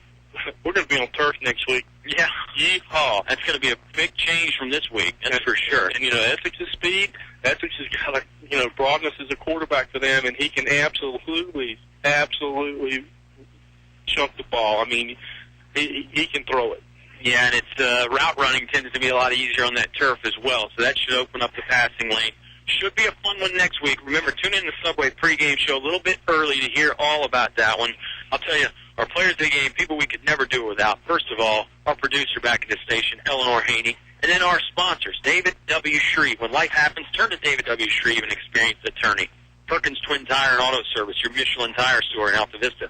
Apple Markets, serving you from locations at Riverside, Gateway, and Main Street. See Farmer Auto Sales, best deals on wheels. Select Air. Give Donnie a call today, 841-1580. The First National Bank, focused on providing an extraordinary customer experience. English Construction Company, wishing our high school athletes an exciting injury-free game. Feller Chevrolet, a short drive will save you money.